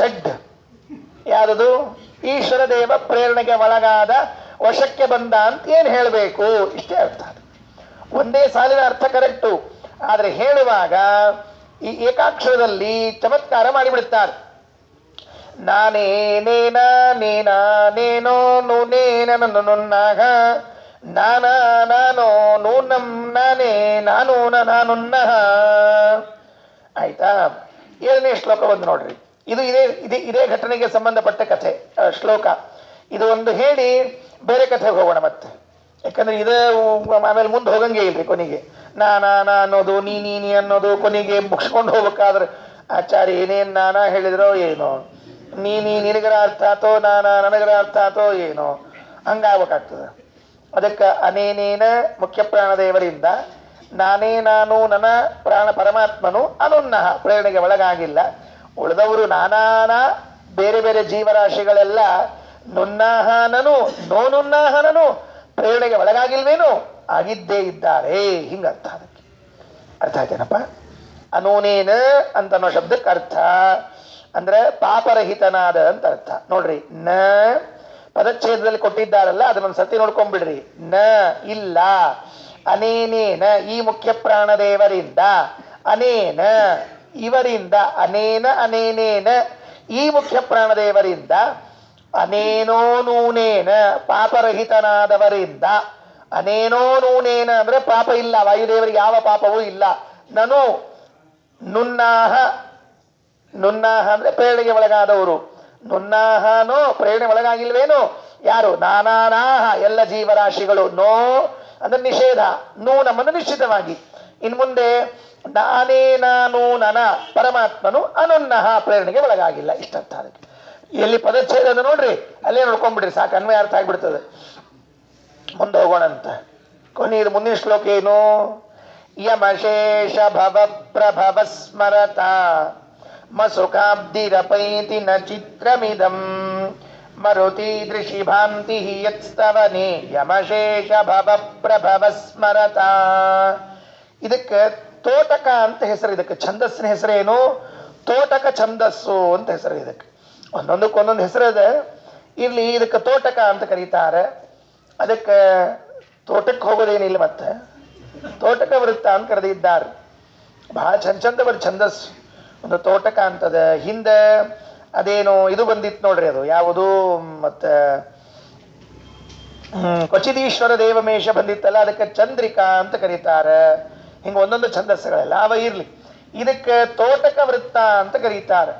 ಯಮಶೇಷ ಭವ ಪ್ರಭವ ಸ್ಮರತಾಂ ಅಸುಕಾಬ್ಧಿರಪೈತಿ ನ ಚಿತ್ರಮಿದಂ ಮರುತೀದೃಶಿ ಭಾಂತಿ ಯತ್ಸ್ತವನೆ ಯಮಶೇಷ ಭವ ಪ್ರಭವ ಸ್ಮರತಾ. ಯಂ ಯಾವ ಮುಖ್ಯ ಪ್ರಾಣದೇವರನ್ನ ಸ್ಮರತಾಂ ಸ್ಮರಣೆ ಮಾಡುವಂತಹ ಜನರಿಗೆ ಅಶೇಷ ಪ್ರಭವ ಸಂಸಾರದಲ್ಲಿ ಇರುವಂತಹ ಅಸುಖಾಬ್ಧಿ ಅಂದರೆ ಸಂಸಾರವೆಂಬುವಂತಹ ದುಃಖ ಸಾಗರ ಅಪೈತಿ ದೂರ ಹೋಗುತ್ತದೆಯೋ. ಸಂಸಾರ ಸಾಗರದಲ್ಲಿ ಏನು ದುಃಖಗಳಿವೆಯಲ್ಲ, ಆ ಎಲ್ಲ ದುಃಖಗಳು ಯಾರಿಂದ ಹೋಗ್ತದೆ? ವಾಯುದೇವರ ಸ್ಮರಣೆಯನ್ನ ಮಾಡುವುದರಿಂದ ಸಂಸಾರದ ಎಲ್ಲ ದುಃಖಗಳು ಹೋಗುತ್ತದೆ. ಅದನ್ನು ಹೇಳಿದರು. ಯಂ ಅಶೇಷ ಪ್ರಭವ. ಅಶೇಷ ಪ್ರಭವ ಅಂದ್ರೇನು? ಸಂಸಾರ. ಆ ಸಂಸಾರದಲ್ಲಿ ಇರುವಂತಹ ಅಸುಖ ಅಂದ್ರೆ ದುಃಖ, ಇದು ಅಪೈತಿ ಹೋಗ್ತದೆ. ಯಾರಿಂದ ಹೋಗ್ತದೆ ಅಂತಂದ್ರೆ ವಾಯುದೇವರಿಂದ ಹೋಗ್ತದೆ. ವಾಯುದೇವರಿಂದ ಹೋಗ್ತದೆ. ವಾಯುದೇವರ ಸ್ಮರಣೆ ಮಾಡ್ರಿ, ದುಃಖ ಹೋಗ್ಲಿಲ್ಲ ಅಂದ್ರೆ ಕೇಳ್ರಿ. ಯಾರಿಗೆ? ವಾಯುದೇವರಿಗೆ. ಮತ್ತೆ ನನಗೆ ಕೇಳ್ಬೇಡ್ರಿ ಆಮೇಲೆ ಎಲ್ಲಾದ್ರು. ಹೌದು, ನೀವು ಹೇಳಿದ್ರೆ ನೀವೇ ನಿಮ್ಮ ಜವಾಬ್ದಾರಿಯಿಂದ ನಾನೇನು ಮಾಡಲಿ ಎಲ್ಲಾದ್ರು. ಹಂಗೆ ಆಗಿರ್ತದೆ. ಪೂಜೆ ಮಾಡ್ರಿ, ಅದು ಏನೋ ಶೇಷ ಪೂಜೆ ಆಶ್ಲೇಷ ಬಲಿ ಮಾಡ್ರಿ ಸರಿ ಹೋಗ್ತದೆ ಅಂತ ಹೇಳಿದ್ರಂತ. ಆಶ್ಲೇಷ ಬಲಿ ಮಾಡಿ ಸರಿ ಹೋಗ್ಲಿಲ್ಲ. ಯಾರು ಹೇಳಿದ್ರು? ಆಚಾರ್ಯ ಗಂಟು ಬಿದ್ದವನು. ಆಚಾರ ಅಂದ್ರು ಬಲಿ ಹಾಕಿದ್ದು ನನಗೂ ಆಶ್ಲೇಷಗಳು ಅಂತ ಕೇಳಿದೆ, ಅಷ್ಟೆ ಮುಗೀತು. ಅದಕ್ಕೆ ಯಮಶೇಷ ಭವ ಪ್ರಭವ ಸ್ಮರತಾ ಮಸುಕಾಬ್ದಿರಪೈತಿ ನ ಚಿತ್ರಮಿದಂ ಮರುತೀದೃಶಿ ಭಾಂತಿ ಯತ್ಸ್ತವನೆ ಯಮಶೇಷ ಭವ ಪ್ರಭವ ಸ್ಮರತಾಗ. ಇದೇನು ಯತ್ಸ್ತವನೆ ಯಾವ ವಾಯುದೇವರನ್ನ ಸ್ತೋತ್ರ ಮಾಡುವುದಕ್ಕೆ ಯಮ ಶೇಷ ಭವ ಪ್ರಭವ ಭಾಂತಿ. ನೀನು ಸ್ಮರಣೆ ಮಾಡ್ತೀವಿ ವಾಯುದೇವರನ್ನ. ಯಮದೇವರು, ಶೇಷದೇವರು, ರುದ್ರದೇವರು ಇವರೇ ಮೊದಲಾದವರೆಲ್ಲ ವಾಯುದೇವರ ಸ್ಮರಣೆ ಮಾಡಿ ತಮ್ಮ ಸಂಸಾರವನ್ನು ದಾಟಿಸಿಕೊಳ್ತಾರೆ. ಅಂತಹ ವಾಯುದೇವರ ಸ್ಮರಣೆಯನ್ನು ನೀನು ಮಾಡಿದರೆ ಸಂಸಾರದಿಂದ ಪಾರಾಗ್ತಿ ಅಂತೇನಬೇಕು ಅಂದ್ರೆ ಯಮ ಪ್ರೇರಕರಾದವರು ವಾಯುದೇವರೇ, ರುದ್ರ ಪ್ರೇರಕರಾದವರು ವಾಯುದೇವರೇ, ಗರುಡ ಪ್ರೇರಕರಾದವರು ವಾಯುದೇವರೇ. ಇವರೆಲ್ಲರಿಗೂ ಕೂಡ ಪ್ರೇರಣೆಯನ್ನ ಮಾಡಿ ಅವರಿಗೆ ಸಾಧನೆಯನ್ನ ಮಾಡಿಸಿ ಸಂಸಾರದಿಂದ ಪಾರ ಮಾಡಿಸ್ತಾರೆ ವಾಯುದೇವರು. ಅಂಥವರ ಸ್ಮರಣೆಯನ್ನ ನೀನು ಮಾಡಿದ್ರೆ ನೀನು ಪಾರಾಗೋದಿಲ್ಲ ಅಂತ ಏನ್ ಕೇಳ್ತೀಯ? ಅವಶ್ಯವಾಗಿ ಪಾರಾಗ್ತೀಯಪ್ಪ. ಆದ್ದರಿಂದ ಒಬ್ಬ ಈಶ್ವರ ದೇವ ಆಚಾರ್ಯರ ವಶಕ್ಕೆ ಬಂದಿದ್ದಾನೆ ಅಂತನ್ನೋದೇನು ದೊಡ್ಡ ವಿಚಾರ ಅಲ್ಲ ಅಂತ ಇಲ್ಲಿಯವರೆಗೆ ಆ ಈಶ್ವರ ದೇವನ ಕಥೆಯನ್ನು ಹೇಳಿ ವಾಯುದೇವರ ಮಹಿಮೆಯನ್ನು ತಿಳಿಸಿಬಿಟ್ರು. ಭಾಗವತದ ಏಕಾದಶ ಸ್ಕಂದ 15ನೇ ಅಧ್ಯಾಯದಲ್ಲಿ ಒಂದು ಮಾತು ಬರ್ತದೆ. ಏನು ಅಂದ್ರೆ, ಕೃಷ್ಣ ಉದ್ಧವನಿಗೆ ಹೇಳ್ತಾನೆ, ಉದ್ಧವ ನೋಡು, ಸಿದ್ಧಿಗಳಿವೆ. ಕೆಲವು ಸಿದ್ಧಿಗಳನ್ನ ಮಾಡಿಕೊಂಡ್ರೆ ವ್ಯಕ್ತಿ ತನಗೆ ಏನ್ ಬೇಕೋ ಅದನ್ನ ಮಾಡಬಹುದಂತ ಅಂತ ಹೇಳಿ ಪರಿಚಯ ಮಾಡಿಸುವಾಗ ಪ್ರಧಾನವಾಗಿ ಅಷ್ಟಸಿದ್ಧಿಗಳು 8, ಇನ್ನೂ ಸ್ವಲ್ಪ ಬೆಳೆಸಿದ್ರೆ 18 ಸಿದ್ಧಿಗಳು ಅಂತ ಹೇಳಿದ್ದಾನೆ. ಸಿದ್ಧಯೋ ಅಷ್ಟಾದಶ ಪ್ರೋಕ್ತಾ, 18 ಸಿದ್ಧಿಗಳಿವೆ ಅಂತ ತಿಳಿದುಕೊಂಡು ಹೇಳಿದ್ದಾರೆ. ಪ್ರಧಾನ 8 ಸಿದ್ಧಿಗಳಲ್ಲಿ ವಶಿತ್ವ ಒಂದು. ಆದರೆ ಆಚಾರ್ಯರು ಭಾಗವತ ತಾತ್ಪರ್ಯ ಹೇಳುವಾಗ ಒಂದು ಮಾತನ್ನ ಬರೀತಾರೆ. ಈ ಸಿದ್ಧಿಗಳನ್ನೆಲ್ಲ ನಾವಾಗಿದ್ರೆ ಏನ್ ಮಾಡಬೇಕು ಅಂದ್ರೆ ಜಪ ಮಾಡಿ, ತಪಸ್ಸು ಮಾಡಿ, ದೇವರ ಅನುಗ್ರಹಕ್ಕೆ ಪಾತ್ರರಾಗಿ ಒಲಿಸಿಕೊಳ್ಬೇಕು. ಆದರೆ ವಾಯುದೇವರಿಗಾಗಲಿ ಪರಮಾತ್ಮನಿಗಾಗಲಿ ಈ ಪ್ರಸಂಗ ಇಲ್ಲ. ಸ್ವಭಾವತಃ ಸಿದ್ಧ. ವಾಯುದೇವರಲ್ಲಿ ಸ್ವಭಾವತಃ ಸಿದ್ಧ. ಏನ್ ಸ್ವಭಾವತಃ ಸಿದ್ಧ? ಅಣಿಮಾ ಮಹಿಮಾಗಳು ಸ್ವಭಾವತಃ ಸಿದ್ಧ. ಹನುಮನಾಗಿ ಲಂಕೆಗೆ ಹಾರುವಾಗ ದೇಹವನ್ನ ಬೆಳೆಸಿದ್ರಂತ. ಎಷ್ಟು ದೇಹ ಬೆಳೆಸಿದ್ರು ಅಂದ್ರೆ ಲಂಕೆಗೆ ಹೋಗ್ಲಿಕ್ಕೆ, ಆ ಸಮುದ್ರ ದಾಟ್ಲಿಕ್ಕೆ ಎಷ್ಟು ದೊಡ್ಡ ದೇಹ ಬೇಕಲ್ಲ, ಅಷ್ಟು ದೊಡ್ಡ ದೇಹ ಮಾಡಿಕೊಂಡ್ರಂತೆ. ಒಳಗೆ ಇಳಿದ ಮೇಲೆ ಭೂತ್ವಾ ಬಿಡಾಲ ಸಮಿತೋ ನಿಶಿತಾಂ ಪುರಿಂಚ, ಬೆಕ್ಕಿನ ಮರಿ, ಬೆಕ್ಕು ಅಂತ ಹೇಳಿದ್ದಾರೆ, ಸುಮ್ಮನೆ ಹೇಳಿದೆ ಬೆಕ್ಕು. ಆ ಬೆಕ್ಕಿನ ಅಳತೆ ಎಷ್ಟಿರ್ತದಲ್ಲ ಅಷ್ಟು ಸಣ್ಣ ದೇಹ ಆಯ್ತಂತೆ ಹನುಮಂತನದ್ದು. ಹಾಗಾಗಿ ಹೋಗುವಾಗ ದೊಡ್ಡ ದೇಹವನ್ನ, ಅಲ್ಲಿ ಇಳಿದಾಗ ಸಣ್ಣ ದೇಹವನ್ನ ಮಾಡಿಕೊಳ್ಳುವ ಸಾಮರ್ಥ್ಯ ಇದು ಯೋಗದ್ದು, ಅದು ಅವರಿಗೆ ಉಂಟು. ಹಾಗಾಗಿ ಇಲ್ಲಿ ವಶಿತ್ವ ಅನ್ನುವುದು ಕೂಡ ಸ್ವಭಾವ ಸಿದ್ಧವಾದದ್ದು.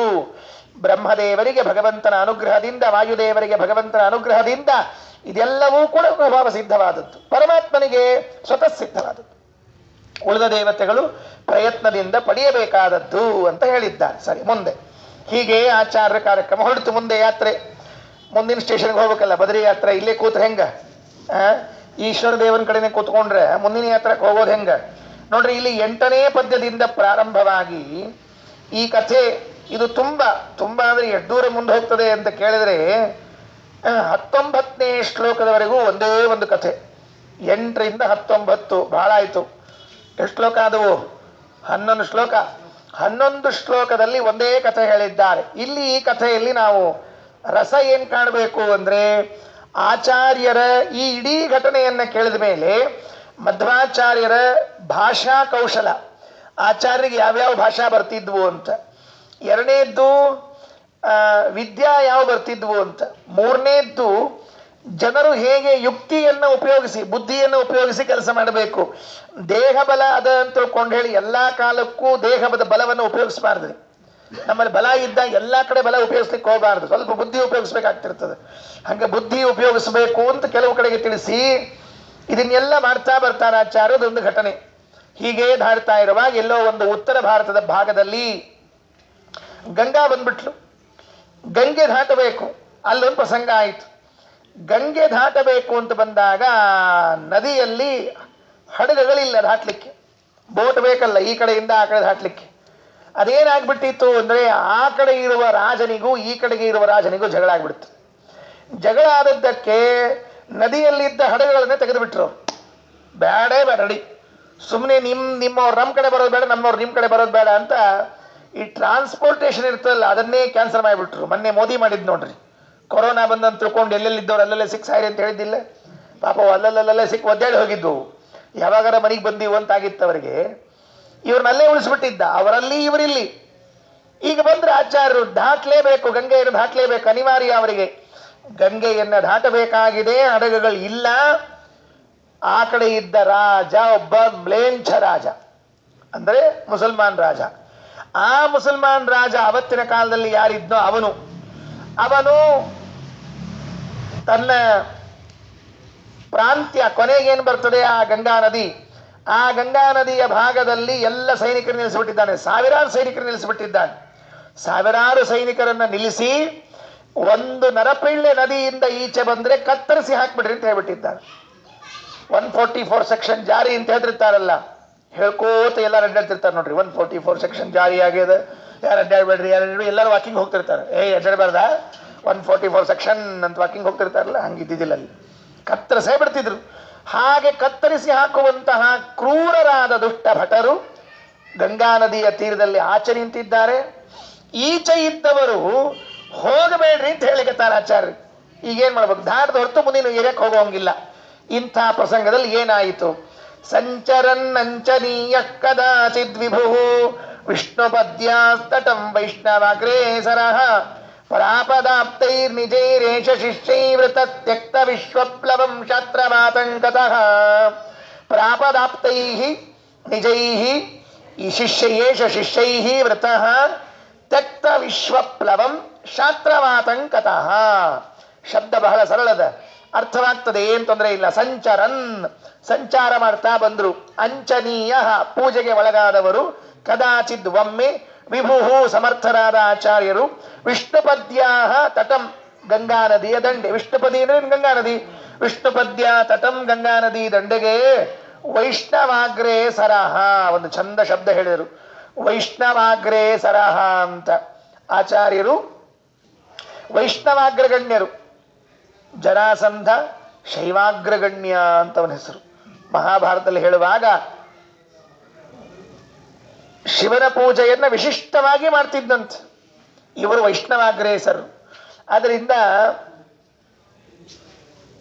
ವೈಷ್ಣವಾಗ್ರೇಸರೇನಿದ್ದಾರೋ ಆ ವೈಷ್ಣವಾಗ್ರೇಸರನಾದ ಆಚಾರ್ಯರು ಪ್ರಾಪತ ಬಂದಿದ್ದಾರೆ. ಆಪ್ತೈಹಿ ನಿಜೈಹಿ ಶಿಷ್ಯೈಹಿ ವೃತಃ, ಕೆಲವು ಶಿಷ್ಯರನ್ನ ಕರೆದುಕೊಂಡು ಬಂದಿದ್ರಲ್ಲ, ಯಾತ್ರೆಗೆ ಬಂದ್ರು. ತ್ಯಕ್ತ ವಿಶ್ವಪ್ಲವಂ, ಪ್ಲವ ಪ್ಲವ ಅಂದ್ರೆ ಹಡಗ, ವಿಶ್ವ ಅಂದ್ರೆ ಎಲ್ಲ, ತ್ಯಕ್ತ ಅಂದ್ರೆ ಇಲ್ಲ, ಇಲ್ಲ ಯಾವ ಹಡಗು ಇಲ್ಲ. ಎಲ್ಲಿ? ನದಿಯಲ್ಲಿ. ಶಾಸ್ತ್ರಮಾತಂಕತಃ, ಯಾಕಪ್ಪ ತೆಗೆದಿದ್ರಿ ಅಂದ್ರೆ ಶತ್ರುವಿನ ಆತಂಕದಿಂದ. ಮುಗಿದೋಯ್ತು. ಶತ್ರುವಿನ ಆತಂಕದಿಂದ ಯಾರೂ ಕೂಡ ಒಬ್ರು ಹಡಗು ಹಾಕಿಲ್ಲ. ಅದು ಗಂಗಾ ನದಿ ಅಂದ್ರೆ ಏನ್ರಿ? 24 ತಾಸು ಹರಿಯೋ ನದಿ ರೀ ಗಂಗಾ ನದಿ ಅಂದ್ರೆ. ಯಾರು ಗಂಗಾ ನದಿ ನೋಡಿರ್ತೀರಿ ನೋಡ್ರಿ, ಅವ್ರಿಗೆ ಗೊತ್ತಿರ್ತದ್ರಿ. ಗಂಗಾ ನದಿ ಸಾಮಾನ್ಯವಾಗಿ ಪ್ರಾಯ ಬತ್ತಿ ಹೋಯಿತು ಅಂತ ಇಲ್ಲ. ಗಂಗಾ ನದಿಗೆ ಅದೊಂದು ಹೆಮ್ಮೆ, ಗಂಗೆಯದೊಂದು ಪ್ರಶಸ್ತಿ. ಪ್ರಾಯ ಇತ್ತೀಚೆಗೆ ಅಲ್ಲಲ್ಲಿ ಅಣೆಕಟ್ಟೆಗಳನ್ನು ಕಟ್ಟಿ, ಡ್ಯಾಮ್ಗಳನ್ನು ಕಟ್ಟಿ ಹಾಳು ಮಾಡಿದ್ದಾರೆ. ಅದು ಒಂದು ಹೊರತುಪಡಿಸಿದರೆ ಸರ್ವ ಸಮೃದ್ಧವಾದ ನದಿ ಗಂಗಾ ನದಿ. ಯಾಕೆ ಹೇಳ್ರಿ? ಮಳೆಗಾಲದಲ್ಲಂತರೂ ತುಂಬಿ ಹರಿಯುತ್ತೆ, ಬೇಸಿಗೆ ಕಾಲದಲ್ಲಿ ಮೇಲಿಂದ ಹಿಮ ಕರಗಿ ಹರ್ಕೊಂಡು ಬರ್ತಿರ್ತದೆ, ಚಳಿಗಾಲದಲ್ಲಿ ಬತ್ತೋ ಪ್ರಶ್ನೆ ಇಲ್ವೇ ಇಲ್ಲ. ಅಂದ ಮೇಲೆ ಬೇಸಿಗೆ ಕಾಲದಲ್ಲಿ ಹಿಮ ಕರಗಿ ನೀರು ಬರ್ತದೆ, ಮಳೆಗಾಲದಲ್ಲಿ ಮಳೆ ಇದ್ದು ಬರ್ತದೆ, ಚಳಿಗಾಲದಲ್ಲಿ ಬತ್ತಿ ಹೋಗುವ ಪ್ರಸಂಗವಿಲ್ಲ. ಮೂರೂ ಕಾಲ ಸದಾ ಕಾಲದಲ್ಲೂ ತುಂಬಿ ಹರಿಯುವಂತಹ ಗಂಗೆ. ಅದರದ್ದು ವೇಗದೊಳಗೆ ಯಾರು ಇಳಿದಿರ್ತಾರೆ ನೋಡ್ರಿ, ಅವ್ರಿಗೆ ಗೊತ್ತಿರ್ತಾರೆ, ಉಳಿದ್ರೆ ಗೊತ್ತಿರಂಗಿಲ್ರಿ. ನಾವೆಲ್ಲ ಗಂಗಾ ಸ್ನಾನಕ್ಕೆ ಹೋದವ್ರು ಎಲ್ಲಿಂದ ಮಾಡಿರ್ತೀವಿ? ದಂಡಿ ಮೇಲೆ ಕೂತ್ಕೊಂಡು ತಂಬಿಗೆ ತಗೊಂಡು, ಅದು ಎಂಥ ತಂಬಿಗಿರಿ, ಮೈ ತೊಯ್ದಿರಂಗಿಲ್ಲ ಅಂಥ ತಂಬಿಗೆ ತಗೊಂಡು, ಯಾಕೆ ಯಾತ್ರಾಕ್ಕೆ ಹೋಗ್ಬೇಕಾದ್ರೆ ಸಣ್ಣ ತಂಬಿ ತೊಗೊಂಡು ಹೋಗಿರ್ತೀವಿ, ಕಳೆದ್ರೆ ಅಂತ ಹೇಳಿ ಸಣ್ಣ ತಂಬಿ ತೊಗೊಂಡು ಹೋಗಿರ್ತೀವಿ. ಬರ್ಬೇಕಾದ್ರೆ ದೊಡ್ಡ ತಂಬಿಗೆ ಇರ್ತದೆ ಅದು. ಹಿಂಗೆ ತಂಬಿಯಾಗಿ ಚೇಂಜ್ ಆಯ್ತು, ಹೋಗುವ ನಂದು ಹೋತು ಯಾರ್ದೋ ಇದು ತೊಗೊಂಡ್ಬಂದ್ಬಿಟ್ಟೆ, ಮುಗಿದು ಹೋದ ಕೆಲಸ. ಅವ್ವ ನಂದು ಹೋತು, ಮತ್ತು ಸುಮ್ಮನೆ ಹೆಂಗೆ ಖಾಲಿ ಕೈಲಿ ಬರೋದು, ಅದಕ್ಕೆ ಯಾರು ಇತ್ತು ಅವ್ರು ತೊಗೊಂಡ್ಬಂದ್ಬಿಟ್ಟೆ, ಪಾಪ ಅವ್ರು ಏನು ಮಾಡ್ತಾರಂತ. ಹಿಂಗೆ ಅದಕ್ಕೆ ಹಂಗೆ ಆಗಬಾರ್ದಲ್ಲ. ಅಲ್ಲಿ ಹೋದಾಗ ನಾನು ಕಣ್ಣಾರೆ ಕಂಡದ್ದು ಗಂಗೆ. ನಮ್ಮ ಗುರುಗಳ ಜೊತೆಗೆ ನಾನು ಪ್ರಯಾಗಕ್ಕೆ ಹೋಗಿದ್ದೆ. 1 ತಿಂಗಳು ಪ್ರಯಾಗದಲ್ಲಿದ್ದೆ. ಅಧಿಕ ಮಾಸ ಬಂದಿತ್ತು. ಮುಂದಿನ ಸರ್ತಿ ಅಧಿಕ ಮಾಸ ಬರ್ತದೆ ನೋಡ್ರಿ, ಬರೋಬ್ಬರಿ ಹಂಗೆ ಅಧಿಕ ಮಾಸ ಬಂದಿತ್ತು ರೀ ಹಿಂದೆ. ಕರೆಕ್ಟಾಗಿ ಆಷಾಢ ಮಾಸಕ್ಕೆ ಬರ್ತದೆ ಮುಂದಿನ ಸಲ, ಹಂಗೆ ಹಿಂದೊಮ್ಮೆ ಆಷಾಢ ಮಾಸಕ್ಕೆ ಬಂದಿತ್ತು ರೀ. ಆಗ ಬಂದಾಗ ನಮ್ಮ ಗುರುಗಳು ನಾವೆಲ್ಲ 1 ತಿಂಗಳಲ್ಲೇ ಇದ್ದಿರಿ. ಸಂಜೆ ಮುಂದೆ ಸಂಧ್ಯಾವಂದನಿಗೆ ಅಂತೇಳಿ ತ್ರಿವೇಣಿ ಸಂಗಮಕ್ಕೆ ಹೋಗಿದ್ವಿ ಅಲ್ಲಿ. ಅದು ಗಂಗಾ ಒಂದು ಕಡೆ ಅದ, ತ್ರಿವೇಣಿ ಸಂಗಮ ಇನ್ನೊಂದು ಕಡೆ ಅದ. ದಿವಸ ವಾಕಿಂಗ್ ಹೋಗ್ತಿದ್ವಿ ಅಷ್ಟು. ಅಲ್ಲಿ ತ್ರಿವೇಣಿ ಸಂಗಮದಾಗ ನಾವೆಲ್ಲ ಸಂಧ್ಯಾ ಮಾಡ್ಕೋತೀವಿ. ಯಮುನಾ ನದಿಯೊಳಗೆ ನಾವಿದ್ದೀವಿ, ಆ ಕಡೆ ಗಂಗಾ ಹರಿತಿತ್ತು. ಅಲ್ಲಿ ಎಮ್ಮಿರಿ ನೋಡ್ರಿ, ಅಲ್ಲಿ ಎಮ್ಮೆ ಹೆಂಗಿರ್ತಾವ ಅಂತೇಳಿ ಸೊ ಯೂಟ್ಯೂಬ್ ಹಚ್ಚಿ ನೋಡ್ರಿ ಗೊತ್ತಾಗ್ತಾವ. ಉತ್ತರ ಪ್ರದೇಶದ ಎಮ್ಮೆ ಅಂತ ಇಷ್ಟು ತಿಳ್ಕೊಳ್ರಿ, ನಮ್ಮ ಒಂದು 3-4 ಆಗ್ತಾವ್ರಿ ಅವಕ್ಕೆ. ಅವು ಎಂತಿಂತಾವ್ರಿ ಅವು ನೋಡಿದ್ರೆ ಯಮದೇವ್ರು ಕಾಣದ್ದು ತಮ್ಮೇನು ಅಂತ ಅನಿಸ್ಬೇಕ್ರಿ ಅವನು.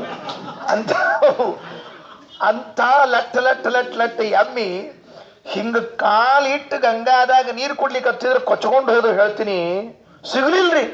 15 ಎಮ್ಮೆ ಕೊಚ್ಕೊಂಡು ಹೋಗ್ಬಿಟ್ಟು ಪ್ರವಾಹದಾಗ. ಅಂಥ ಪ್ರವಾಹ. ಆ ಎಮ್ಮಿ ಹಿಡ್ಕೊಂಡ್ರೆ ನಾವು ಕೊಚ್ಕೊಂಡು ಹೋಗ್ತಿದ್ವಿ, ಅಂಥದ್ದು ಹೋಗ್ಬಿಟ್ಟು ಮತ್ತೆ ಪೊಲೀಸರು ಮಿಲಿಟ್ರಿ ಜಿಗಿದು ಅದನ್ನೆಲ್ಲ ಹಿಡಿದು ತರೋ ತನಕ ರಗಡ ನಮ್ಮ ಕಣ್ಣೆದಿಗೆ ಆಗ್ತಿದ್ದಲ್ಲ ಘಟನಾ. ಯಾಕೆ ಹೇಳಿದ್ರೆ ಅಂಥ ಪ್ರವಾಹ, ಭಾರಿ ಪ್ರವಾಹ ಗಂಗಾದ್ದು. ಯಮುನಾ ಶಾಂತ್ರಿ, ಅದು ಹರಿತಾಳೋ ಇಲ್ಲ ಗೊತ್ತಾಗಂಗಿಲ್ರಿ. ಯಮುನಾದಾಗ ನೀವು ಎಷ್ಟೊತ್ತರ ಕೂಡ್ರಿ ನಿಮ್ಗೆ ಗೊತ್ತೇ ಆಗಂಗಿಲ್ಲ, ಅದೇ ಕೂತಿರಿ ಅಂತ ತಿಳ್ಕೊಂಡೇಳಿ. ಗಂಗಾದಾಗ ಬಟ್ಟಿಟ್ಟು ಸಾಕು ಗೊತ್ತಾಗ್ತದೆ ನೀವೆಲ್ಲಿದ್ದೀರಿ ಎಂಬುದು. ಅದಕ್ಕೆ ಗಂಗಾ ಯಮುನಾ ಸರಸ್ವತಿ ಎಲ್ಲಿದ್ದಾಳೆ ಅಂತ ಕೇಳಿಕ್ಕೆ ಹೋಗ್ಬೇಡ್ರಿ, ನನಗೂ ಗೊತ್ತಿಲ್ಲ. ಅದಕ್ಕೆ ಮತ್ತೆ ಲುಪ್ತ ಆಗ್ಯಾಳ ಅಂತ ಹೇಳಿರ್ತಾರೆ. ಇರ್ಲಿ, ಅಂಥ ಯಮುನಾ ನದಿ ಗಂಗಾ ನದಿ ಒಳಗ ಈಗ ಆ ಕಡೆ ಇದ್ದವರು ಬೋಟ್ ಹಾಕೇ ಇಲ್ಲ, ಈ ಕಡೆಯವ್ರು ಇಲ್ಲ. ಆ ಕಡೆ ಇದ್ದವ್ರು ಖಡ್ಗ ಹಿಡ್ಕೊಂಡು ಬಂದರು ನೋಡ್ರಿ ಅಂತಾರೆ, ಈ ಕಡೆ ಇದ್ದವ್ರು ಹೋಗ್ಬೇಡ್ರಿ ಅಂತಾರೆ. ದಾಟದೆ ಬೇರೆ ಕಡೆ ಹೋಗೋ ಪ್ರಸಂಗ ಇಲ್ಲ. ಏನ್ ಮಾಡ್ಬೇಕು? ಆ 4 ಉಪಾಯ ಮಾಡಿದ್ರು. ಏನಿಲ್ಲ, ದಾಟೋದೆ ಅಂದ್ರು ಅವ್ರು. ಹೆಂಗಂದ್ರು, ಹೆಂಗ್ ದಾಟ್ತೀರಿ ಅಂದ್ರು. ಈ ಶ್ಲೋಕಕ್ಕೆ 2 ವರ್ಷನ್ ಇದೆ, 2 ಹೇಳಿರ್ತೀನಿ. ನನಗೆ ಯಾಕೋ ಇನ್ನೊಂದು ಸ್ವಲ್ಪ ಇದರ ಬಗ್ಗೆ ಖಚಿತವಾದ ಮಾಹಿತಿ ಬೇಕಾಗಿದೆ, ಸಿಕ್ಕ ಮೇಲೆ ಮತ್ತೆ ಹೇಳ್ತೀನಿ. 9ನೇ ಶ್ಲೋಕ ನೋಡ್ರಿ. ಆಚಾರ ಸಂಕಲ್ಪ ಮಾಡಿದ್ರು, ದಾಟೋದೆ ಬೇಕಾದಿರ್ಲಿ, ಇದನ್ನು ದಾಟೋದೆ. ಇಮಾನ್ ಸ್ವಸ್ವ ಪೂರ್ವಾಶ್ರಯಾನಾತ್ಮವಾಕ್ಯಾತ್ ಸಲೀಲಂ ದಯಾಲು ಸಮೂಲಾಶ್ರಯಾತ್ಮ ನಿಷೇಧೃನನಾದೃತ್ಯ ಚಾನನ್ಯಲಂಘ್ಯಾಂ ತದಾತ್ಯಾಯತ್ತಾಂ ನದೀಂ ಸಂಸ್ಕೃತಿಂ ವಾ. ಇಮಾನ್ ಸ್ವಸ್ವ ಪೂರ್ವಾಶ್ರಯಾನಾತ್ಮವಾಕ್ಯಾತ್ ಸಲೀಲಂ ದಯಾಲು ಸಮೂಲಾಶ್ರಯಾತ್ಮ. ಹೇಳಿದಂತೆ ಆಚಾರ ಶಿಷ್ಯರಿಗೆ, ನೀವ್ಯಾರೂ ನದಿಯೊಳಗೆ ಇಳಿಬೇಡ್ರಿ, ನಾ ಇಳಿತೀನಿ 1 ವರ್ಷ. ನಾನು ಮೊದಲು ಈಸು ಬೀಳ್ತೀನಿ. ಅಲ್ಲ, ನೀವು ಹೋಗ್ಬಿಡ್ತೀರಿ ಗೊತ್ತಿರ ನಮಗೆ ಫಿಕ್ಸ್. ಯಾಕೆ? ಭೀಮ ಅಲ್ವೋ? ಹಿಂದೆ ಹಸ್ತಿನಾಪುರದ ಹತ್ರ ಹರಿಯುವ ಗಂಗಾದಲ್ಲಿ ನೀವೇ ತಾನೇ ಈಸಿ ಬಿದ್ದದ್ದು, ಧರ್ಮರಾಜ ಅದನ್ನೆಲ್ಲ ಪಾರು ಮಾಡಿದ್ದು. ನಮಗೆ ಗೊತ್ತು, ನೀವು ಹೋಗ್ತೀರಿ ಅಂತ ತಿಳ್ಕೊಂಡು ನಮ್ದು ಅಂದ್ರು. ನನ್ನ ಒಬ್ರು ಹಿಡ್ಕೊಳ್ರಿ, ಅವ್ರನ್ನ ಇನ್ನೊಬ್ರು ಹಿಡ್ಕೊಳ್ಳಿ, ಅವ್ರನ್ನ ಇನ್ನೊಬ್ರು ಹಿಡ್ಕೊಳ್ಳಿ. ಹಿಂಗೆ ಎಲ್ಲರೂ ಒಬ್ರನ್ನೊಬ್ರು ಹಿಡ್ಕೊಂಡು ನಾನು ನದಿಯನ್ನು ದಾಟಿಸ್ತೀನಿ, ನೀವು ದಾಟಿ ಬಿಡ್ರಿ ಅಂತ ಹೇಳ್ಬಿಟ್ರಿ ಅಂತ ಆಚಾರ. ಜನ ಎಲ್ಲ ಬಾಯಿ ಬಡ್ಕೊಳಿಕತ್ತಾರ, ಹೋಗ್ಬೇಡ್ರಿ ಸ್ವಾಮಿಗಳೇ, ವೃಂದಾವನ ಇಲ್ಲೇ ಆದಿತ್ತು ಎಲ್ಲರ. ನಿಮ್ಮೂರ್ಗೆ ಹೋಗಿ ಆಗ್ಲಿ ವೃಂದಾವನ ಇಲ್ಲಿ ಬೇಡ ಅಂತ ಅವ್ರು ಹಿಂದಿದ್ದವ್ರು ಹೇಳಿದ್ರು. ಈ ಮೊದಲನೇದವ್ರದ್ದು ವೃಂದಾವನ ಏನು ಇರುವುದಿಲ್ಲ, ಉಳಿದವ್ರದ್ದು ಅಷ್ಟೇ ಇರ್ತಾನೆ, ಏನ್ ತಲೆಗೆ ಶೋಳಿಕೋಬೇಡ ಅಂತ ಹೇಳಿದವರು. ನೀ ಏನ್ ಚಿಂತೆ ಮಾಡಬೇಡ, ಮೊದಲೇದವ್ರದ್ದು ಎಂದೂ ವೃಂದಾವನ ಆಗೋದೇ ಇಲ್ಲ, ಆದ್ರೆ ನಮಗೂ ಆಗ್ತಾವ, ನೀ ಏನ್ ತಲೆಗೆ ಶೋಬೇಡ ಬಿಡು ಅಂತರು. ಯಾರ ಮಾತು ಕೇಳಲಿಲ್ಲ. ಇಬಾನ್ ಸ್ವಸ್ವ ಪೂರ್ವಾಶ್ರಯಾನಾತ್ಮವಾಕ್ಯಾತ್ ಸಲೀಲಂ ದಯಾಲು ಸಮೂಲಾಶ್ರಯಾತ್ಮ ನಿಷೇಧೃನಾದೃತ್ಯ ಚಾನನ್ಯಲಂಘ್ಯಾಂ ತದಾತ್ಯಾಯತ್ತಾಂ ನದೀಂ ಸಂಸ್ಕೃತಿಂ ಬಾ. ಸ್ವಸ್ವಪೂರ್ವಾಶ್ರಯಾತ್ಮ, ಮುಂದಿನವರು ಹಿಂದಿನವರು ಹಿಡ್ಕೊಂಡಿದ್ದಾರೆ. ಆಚಾರ್ಯ ಈಸ್ ಬಿದ್ಬಿಟ್ರು, ಸರ ಸರ ಸರ ಈಸ್ತಾ ಇದ್ದಾರೆ. ಆಯಾಸಾತೇನು ಸಲೀಲಂ, ಅನಾಯಾಸವಾಗಿ ಈಸ್ತಾ ಇದ್ದಾರೆ. ಕೆಲವರಿಗೆ ಈಸ್ಲಿಕ್ಕೆ ಬರೋದಿಲ್ಲ, ಲೀಲಾಜಾಲವಾಗಿ ಈಸೋದಂತೂ ದೂರೇ ಉಳಿಯಿತು. ಅದಕ್ಕೆ ಈಸು ಬರದೇ ಇದ್ದವರು ನದಿಗೆ ಹೋದಾಗ, ಸ್ನಾನಕ್ಕೆ ಹೋದಾಗ ದಂಡಿ ಮೇಲೆ ಕೂತ್ ಬಿಡ್ಬೇಕು. ಗೊತ್ತು ಹೌದಿಲ್ಪ, ಅಲ್ಲೇ ಕೂತ್ಕೊಂಡು ಸ್ನಾನ ಮಾಡಬೇಕು. ಮತ್ತೆಲ್ಲರೂ ಇಳಿದಿರಿ ಹೊಳ್ಳಿ ಯಾರು ಬರ್ತಿರ್ತದೆ ನೋಡ್ರಿ, ಅವ್ರಿಗೆ ಇಳಿಬೇಕು ಅಂತ ಹೇಳ್ಬೇಕು, ನೋಡ್ಬೇಕು, ಓಹೋ ಹಿಂಗದ, ಆನಂದ ಪಡಬೇಕು. ಮತ್ತೆ ಅವ್ರು ತಿರುಗಿ ಬಂದ್ರೆ ಯಾತ್ರ ಮುಗಿಸೋ ಬರ್ಬೇಕಷ್ಟೇ. ಸಲೀಲಂ ದಯಾಲು, ದಯಾಳುಗಳಾದ ಆಚಾರ್ಯರು. ಸಮೂಲಾಶ್ರಯಾತ್ಮ, ಅವರೇ ಮೂಲವಾದ ಆಶ್ರಯ ಅಥವಾ ಮೂಲ ನಾರಾಯಣ, ಅವನ ಆಶ್ರಯ ಉಳ್ಳವರು ಇವರು. ಮೂಲ ನಾರಾಯಣನ ಆಶ್ರಯ ಉಳ್ಳಂತಹ ಆಚಾರ್ಯರು ಸ್ವಸ್ವಪೂರ್ವಾನ್ ಆತ್ಮವಾಕ್ಯ, ತಮ್ಮ ಮಾತಿನಿಂದ ಹಿಂದೆ ಹಿಂದೆ ಹಿಡಿದುಕೊಂಡು ನಿಂತಿರುವಂತಹ ಅವರನ್ನ ಈಸಿಕೊಂಡು ಕರ್ಕೊಂಡು ಹೋಗ್ತಾ ಇದ್ದಾರೆ. ನಿಷೇಧೃನ್, ಬ್ಯಾಡ ಬ್ಯಾಡ ಬ್ಯಾಡ ಅಂತ ಹೇಳಿಕತ್ತಿದ್ರಂತ ಆ ದಂಡಿ ಮೇಲೆ ಇದ್ದವರು. ಹೋಗ್ಬ್ಯಾಡ್ರಿ ಸ್ವಾಮಿಗಳೇ, ಹೋಗ್ಬ್ಯಾಡ್ರಿ ಅಂತ ಕಿವಿಗೆ ಹಾಕೊಳ್ಳೇ ಇಲ್ಲ. ನಮಗೂ ಹಂಗರಿ, ಯಾವ್ದಾರ ಒಂದು ಚಲೋ ಕೆಲಸ ಮಾಡ್ಲಿಕ್ಕೆ ಹೊಂಟ್ರಿ ಅಂತ ಇಟ್ಕೊಳ್ರಿ, ಮೊದ್ಲು ಬ್ಯಾಡ ಅನ್ನೋರು ಭಾಳ ಬಂದಿರ್ತಾರೆ. ಬ್ಯಾಡ್ರಿ ಆಚಾರ, ಸುಮ್ಮನೆ ಯಾಕೆ ರಿಸ್ಕ್ ತಗೋತೀರಿ ಇಷ್ಟೆಲ್ಲ, ಸುಮ್ಮನೆ ಯಾಕೆ ಬೇಕು ನಿಮ್ಗೆ, ಸುಮ್ ಕೊಡ್ರಿ. ಈ ಬ್ಯಾಡ ಅನ್ನೋರೇ ಭಾಳ ಬಂದಿರ್ತಾರೆ, ಬ್ಯಾಡ್ರಿಗೆ ಸೇರಿದವ್ರು ಅವರಲ್ಲ. ಅದಕ್ಕೆ ಬೇಡ ಬೇಡ ಬೇಡ ಅನ್ನೋ ಬ್ಯಾಡಪ್ಪಗಳು ಅನ್ಬೇಕು ಅವ್ರನ್ನ. ನಾವೊಂದು ಕಥೆ ಓದಿದ್ರಿ, ಇದು ಒಂದು ಎತ್ತರದ ಗುಡ್ಡ ಇತ್ತಂತ. ಆ ಗುಡ್ಡದ ಮೇಲೆ ಏರೋ ಕಾಂಪಿಟಿಷನ್ ಇತ್ತು. ಇವು ಕಪ್ಪಿ ಜಿಗಿತಿದ್ವಂತ. ಎಲ್ಲ ಕಪ್ಪಿಗಳು ಹತ್ತಬೇಕು, ಜಿಗಿಬೇಕು, ಮೇಲೆ ಹೋಗ್ಬೇಕು. 10 ಹೆಜ್ಜೆ ಹೋಗೋಣ ಧಮ್ ಅಂತ ಎಳಗ್ ಬಿಡೋದ್ರಿ. ಅವು ಕಪ್ಪಿ ಮೇಲೆ ಹೋಗೋದು, ಧಮ್ ಅಂತ ಎಳಗ್ ಬಿಡೋದು. ಈ ಬಾಜು ಕೂತದ ಕಪ್ಪೆಲ್ಲದ ಉಳಿದ ಪ್ರಾಣಿಗಳು ಇದ್ದು ನೋಡ್ರಿ. ಕಾಂಪಿಟೇಷನ್ನಿಗೆ ಅದಕ್ಕೆ ಭಾಗವಹಿಸದೇ ಇದ್ದವರು, ಬೇರೆಯವ್ರು ನೋಡ್ಲಿಕ್ಕೆ ಬಂದವರೆಲ್ಲ ಇರ್ತಾರೆ ನೋಡ್ರಿ. ಈ ಗ್ರೌಂಡ್ನಾಗ ಕೂತವ್ರು ನೋಡ್ತಿರ್ಬೇಕ್ರಿ, ಭಾರಿ ಮಜಾ ಇರ್ತದ. ಮತ್ತೆ ತಾವರ ಆಡ್ಲಿಕ್ಕೆ ಕೂತಿರಂಗಿಲ್ಲ. ಆಡೋರಿಗೆ ಇಲ್ಲಿಂದ ಇನ್ಸ್ಟ್ರಕ್ಷನ್ ಮಾಡ್ತಿರ್ತಾರೆ, ಏಯ್ ಹಂಗೆ ಹೊಡಿಬಾರ್ದು, ಬಾಲ್ ಹಿಂಗೆ ಹೊಡಿಬೇಕು ಅಂತಿರ್ತಾರೆ. ಏನು ಹೆಂಗೆ ಹೊಡಿತಾರ ಬಲ್ಲ, ಹೋಗಿ ನೋಡ್ಬೇಕು ಗೊತ್ತಾಗ್ತದೆ. ಅಲ್ಲಿ ಅವ ಬಾಲ್ ಹಾಕಿದಾದ್ರೆ ಇವ ಮನೆಗೆ ಹೋಗಿರ್ತಾನೆ, ಇವ ಹೊಡೆಯೋದೇನದ. ಇವ್ ಟಿವಿ ಮುಂದೆ ಕೂತ ಅವಾಗ ಹೇಳ್ತಿರ್ತಾನೆ, ಲೆಫ್ಟ್ ತಗೋಬೇಕಾಗಿತ್ತಿವ, ಏನ್ ತಗೋತಿ ಲೆಫ್ಟು ರೈಟು. ಆ ಕೆಲವು ಉಳಿದ ಕಪ್ಪಿಗಳೆಲ್ಲ ಹೇಳಿ, ಬೇಡ ಬಿತ್ತಿ ಯಾಕೆ ಹೋಗ್ತಿ, ಸುಮ್ ಕೂಡು. ಇದು ಒಂದು ಕಪ್ಪಿ, 2 ಕಪ್ಪಿ ಎರಿದು ಇಳಿದು ಬಿದ್ದು ಕೊನೆಗೆ ಒಂದು 4-8 ಕಪ್ಪಿ ಸುಸ್ತಾಗಿ ಕೆಳ ಬಿದ್ದವ. ಇನ್ನು ನಮ್ದು ಆಗೋದಿಲ್ಲ.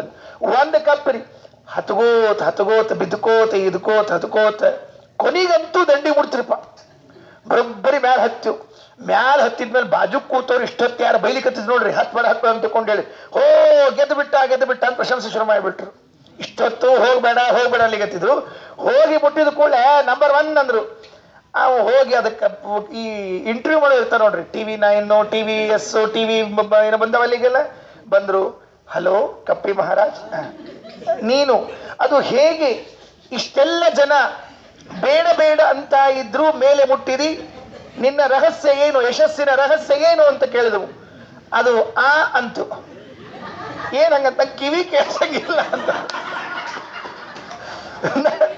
ಅಂತದು ಯಾಕೆ ಕಿವಿ ಕೇಳ್ಸಂಗಿಲ್ಲ ಅಂದ್ರೆ ಅವು ಇಷ್ಟೊತ್ತೇನು ಕಪ್ಪಿಗಳು ಬೇಡ ಅಂತ ಕೇಳಿಸೇ ಇಲ್ಲ ಅದಕ್ಕೆ. ಹಿಂಗಾಗಿ ಅದು ತನ್ನ ಪಾಡಿಗೆ ಪ್ರಯತ್ನ ಮಾಡ್ಕೊಂಡು ಹತ್ತು. ಅದಕ್ಕೆ ನಮಗೆ ಯಾರ ಬ್ಯಾಡ ಅಂತಿರ್ತ ನೋಡ್ರಿ, ಅವಾಗ ಈ ಕಪ್ಪಿ ಕಥೆ ನೆನ್ಬಿಟ್ಕೋಬೇಕು. ಏನರ ಸತ್ಕಾರ್ಯ ಮಾಡ್ತೀವಿ, ಒಳ್ಳೆ ಮಂಗಳ ಕೆಲಸ ಮಾಡ್ತೀವಿ ಅಂತಂದಾಗ ಆಜು ಬಾಜು ಇದ್ದವರು ಬ್ಯಾಡ ಅಂತಿರ್ತಾರೆ. ಆವಾಗ ನಮ್ಮ ಕಿವಿ ಕಿವಿಡಾಗ್ಬಿಡ್ಬೇಕು. ಆಗ ಮಾತ್ರ ನಾವು ಸಾಧನೆ ಮಾಡ್ಲಿಕ್ಕೆ ಸಾಧ್ಯ ಆಗ್ತದೆ. ಸಾಧನಾ ಮಾರ್ಗದಲ್ಲಿ ಇದ್ದಾಗ ಎಳೆಯವರು ಬಹಳ ಮಂದಿ ಇರ್ತಾರೆ. ಹೋಗ್ಬೇಡ, ಮಾಡಬೇಡ. ನಮ್ಮಲ್ಲಿ ಕೆಲವು ಪಾಪ ಸಣ್ಣವರಿಗೆ ಏಕಾದಶಿಯಿಂದ ಹಿಂಗೆಲ್ಲ ಉಪವಾಸ, ಸುಮ್ಕೊಡು ಸಾಕು, ಏನು ದೊಡ್ಡ ಮಾಡ್ತಿ, ಬೈಯೋದು ಈ ದೊಡ್ಡ ಏನು, ಈಗ ಮೋಕ್ಷಕ್ಕೆ ಹೋಗ್ತೀನಿ, ನಿಮ್ಮಪ್ಪ ಮಾಡಿಲ್ಲ ಅದ ನೀ ಏನು ಮಾಡ್ತಿ ತಗೊಂಡು. ಇವು ಪಾಪ ಕಿವಿಗೆ ಹಾಕಿ ಅವು ಮಾಡೋವನ್ನು ಬಿಡಿಸ್ಬಿಡ್ತಿರ್ತಾವ್ರಿ. ಅಂಥವು ಮಾಡಬಾರ್ದ್ರಿ. ಆವಾಗ ಮಧ್ವಾಚಾರ ಕಥೆ ನೆನಪು ಮಾಡ್ಕೋಬೇಕು. ಏನು ಇಮಾನ್ ಸ್ವಸ್ವಪೂರ್ವಾಶ್ರಯಾನಾತ್ಮವಾಕ್ಯಾತ್ ಸಲೀಲಂ ದಯಾಲು ಸಬೋಲಾಶ್ರಯಾತ್ಮ ನಿಷೇಧೃನನಾದೃತ್ಯ ಚಾನನ್ಯಲಂಘಾಂ ತದಾತ್ಯಾಯತ್ತಾಂ ನದೀಂ ಸಂಸ್ಕೃತಿಂ ಬಾ. ಪಂಡಿತಾಚಾರ್ಯರು ಅವರಿಗೆ ತೃಪ್ತಿ ಇಲ್ಲ. ತದ ಅತ್ಯಾಯತ್ತಾಂ ನದೀಂ ಸಂಸ್ಕೃತಿಂಬ. ಸಂಸ್ಕೃತಿಂಬ ಅಂದ್ರೆ ಸಂಸ್ಕೃತಿಮಿವ ಸಂಸಾರಮಿವ. ಹೇಗೆ ವಾಯುದೇವರು ಮುಂದೆ ನಿಂತುಕೊಂಡು ನಮ್ಮನ್ನೆಲ್ಲ ಸಂಸಾರದಿಂದ ಪಾರು ಮಾಡಬೇಕೋ ಹಾಗೆ ಈ ನದಿಯನ್ನ ಪಾರು ಮಾಡಿಬಿಟ್ರು. ಅಧ್ಯಾತ್ಮ ಅರ್ಥ ಹೇಳ್ಬಿಟ್ರು. ಅಷ್ಟೇ, ಒಂದೇ ಶಬ್ದ, ಸಂಸ್ಕೃತಿಂಬ. ಸಂಸಾರದಂತೆ ಹೇಗೆ ವಾಯುದೇವರು ನಮ್ಮನ್ನ ಸಂಸಾರದಿಂದ ಪಾರು ಮಾಡ್ತಾರೋ ಹಾಗೆ ಗಂಗಾ ನದಿಯಿಂದಲೂ ಕೂಡ ಇಲ್ಲಿ ಪಾರು ಮಾಡಿಬಿಟ್ರು. ದೃಷ್ಟಾಂತಕ್ಕೆ ನೋಡಿ ಎಷ್ಟು ಚೆನ್ನಾಗಿದೆ. ದೃಷ್ಟಾಂತ ಯಾವುದು? ಸಂಸಾರ. ದಾಷ್ಟಾಂತಕ್ಕೆ ಯಾವುದು? ಗಂಗಾ ನದಿ. ಮಧ್ವಾಚಾರ್ಯರು ಮುಂದೆ ಈಜು ಬಿದ್ದು ಹಿಂದೆ ಒಬ್ಬರಿಗೊಬ್ಬರಿಗೆ ಕರ್ಕೊಂಡು ಅವ್ರನ್ನೆಲ್ಲ ದಾಟಿಸಿದಂತೆ ಸಂಸಾರದಿಂದಲೂ ಕೂಡ ವಾಯುದೇವರೇ ಮುಂದೆ ನಿಂತುಕೊಂಡು ದಾಟಿಸ್ತಾರಂತೆ. ಅದಕ್ಕೆ ಇದನ್ನ ನೆನ್ಪಿಟ್ಕೋಬೇಕು. ಕಷ್ಟ ಆದಾಗ, ಸಾಧನೆ ಮಾಡ್ಲಿಕ್ಕೆ ಉತ್ಸಾಹ ಕಡಿಮೆ ಆಗಿದ್ರೆ, ಯಾರಾದರೂ ಬೇಡ ಅಂತ ಹೇಳ್ತಿದ್ರೆ ಆಗ ಕಿವಿ ಕೇಳಿಸ್ಕೋಬಾರ್ದು. ಆವಾಗ ಆಚಾರ ಮಹಿಮೆ ನೆನಪಿಟ್ಕೋಬೇಕು. ದಾಟ್ತೀವಿ ಅಂತ ಅನ್ಕೊಳ್ಬೇಕಂತ. ಇದು ಈ ಕಡೆಯಿಂದ್ರಿ ಇವ್ರು ಬ್ಯಾಡ್ ಅನ್ನೋರ್ರಿ, ಆ ಕಡೆಯಿಂದ್ರಿ ಆ ಕಡೆ ಅಂತಾರಲ್ಲ, ಆ ದಂಡಿ ಮೇಲೆ ಇದ್ದವ್ರು ಅವರು ಬಂದರ ಬಾನಿ ನೋಡ್ಕೋತೀನಿ ಅಂತ ಅವರು, ಇವರು ಹೋಗಬೇಡ್ರಿ ಅಂತ. ಆ ಕಡೆ ಇದ್ದವ್ರು ಬಂದರ ಬಾನಿ ನೀನು ನೋಡ್ತೀನಿ ಅಂತಂದ್ರು. ವಾರಯತ ವಾರಯತ ವೈರಿ ಸುಹೃದೋ ಮೂನ್ ಪಾರಯತ ಪಾರಯತ ಪಾರ ಗಮನಾತ್ ಪ್ರಾತ್ ಆಪತತ ಆಲಪತ ಇತ್ಯವದುಚ್ಚೈ ಸತ್ವರಕ ರಾಜ ಪುರುಷಾನುಚಿತ ವಾಚ. ಒಂದೊಂದು ಛಂದಸ್ರಿ, ಒಂದೊಂದು ಛಂದಸ್ಸು.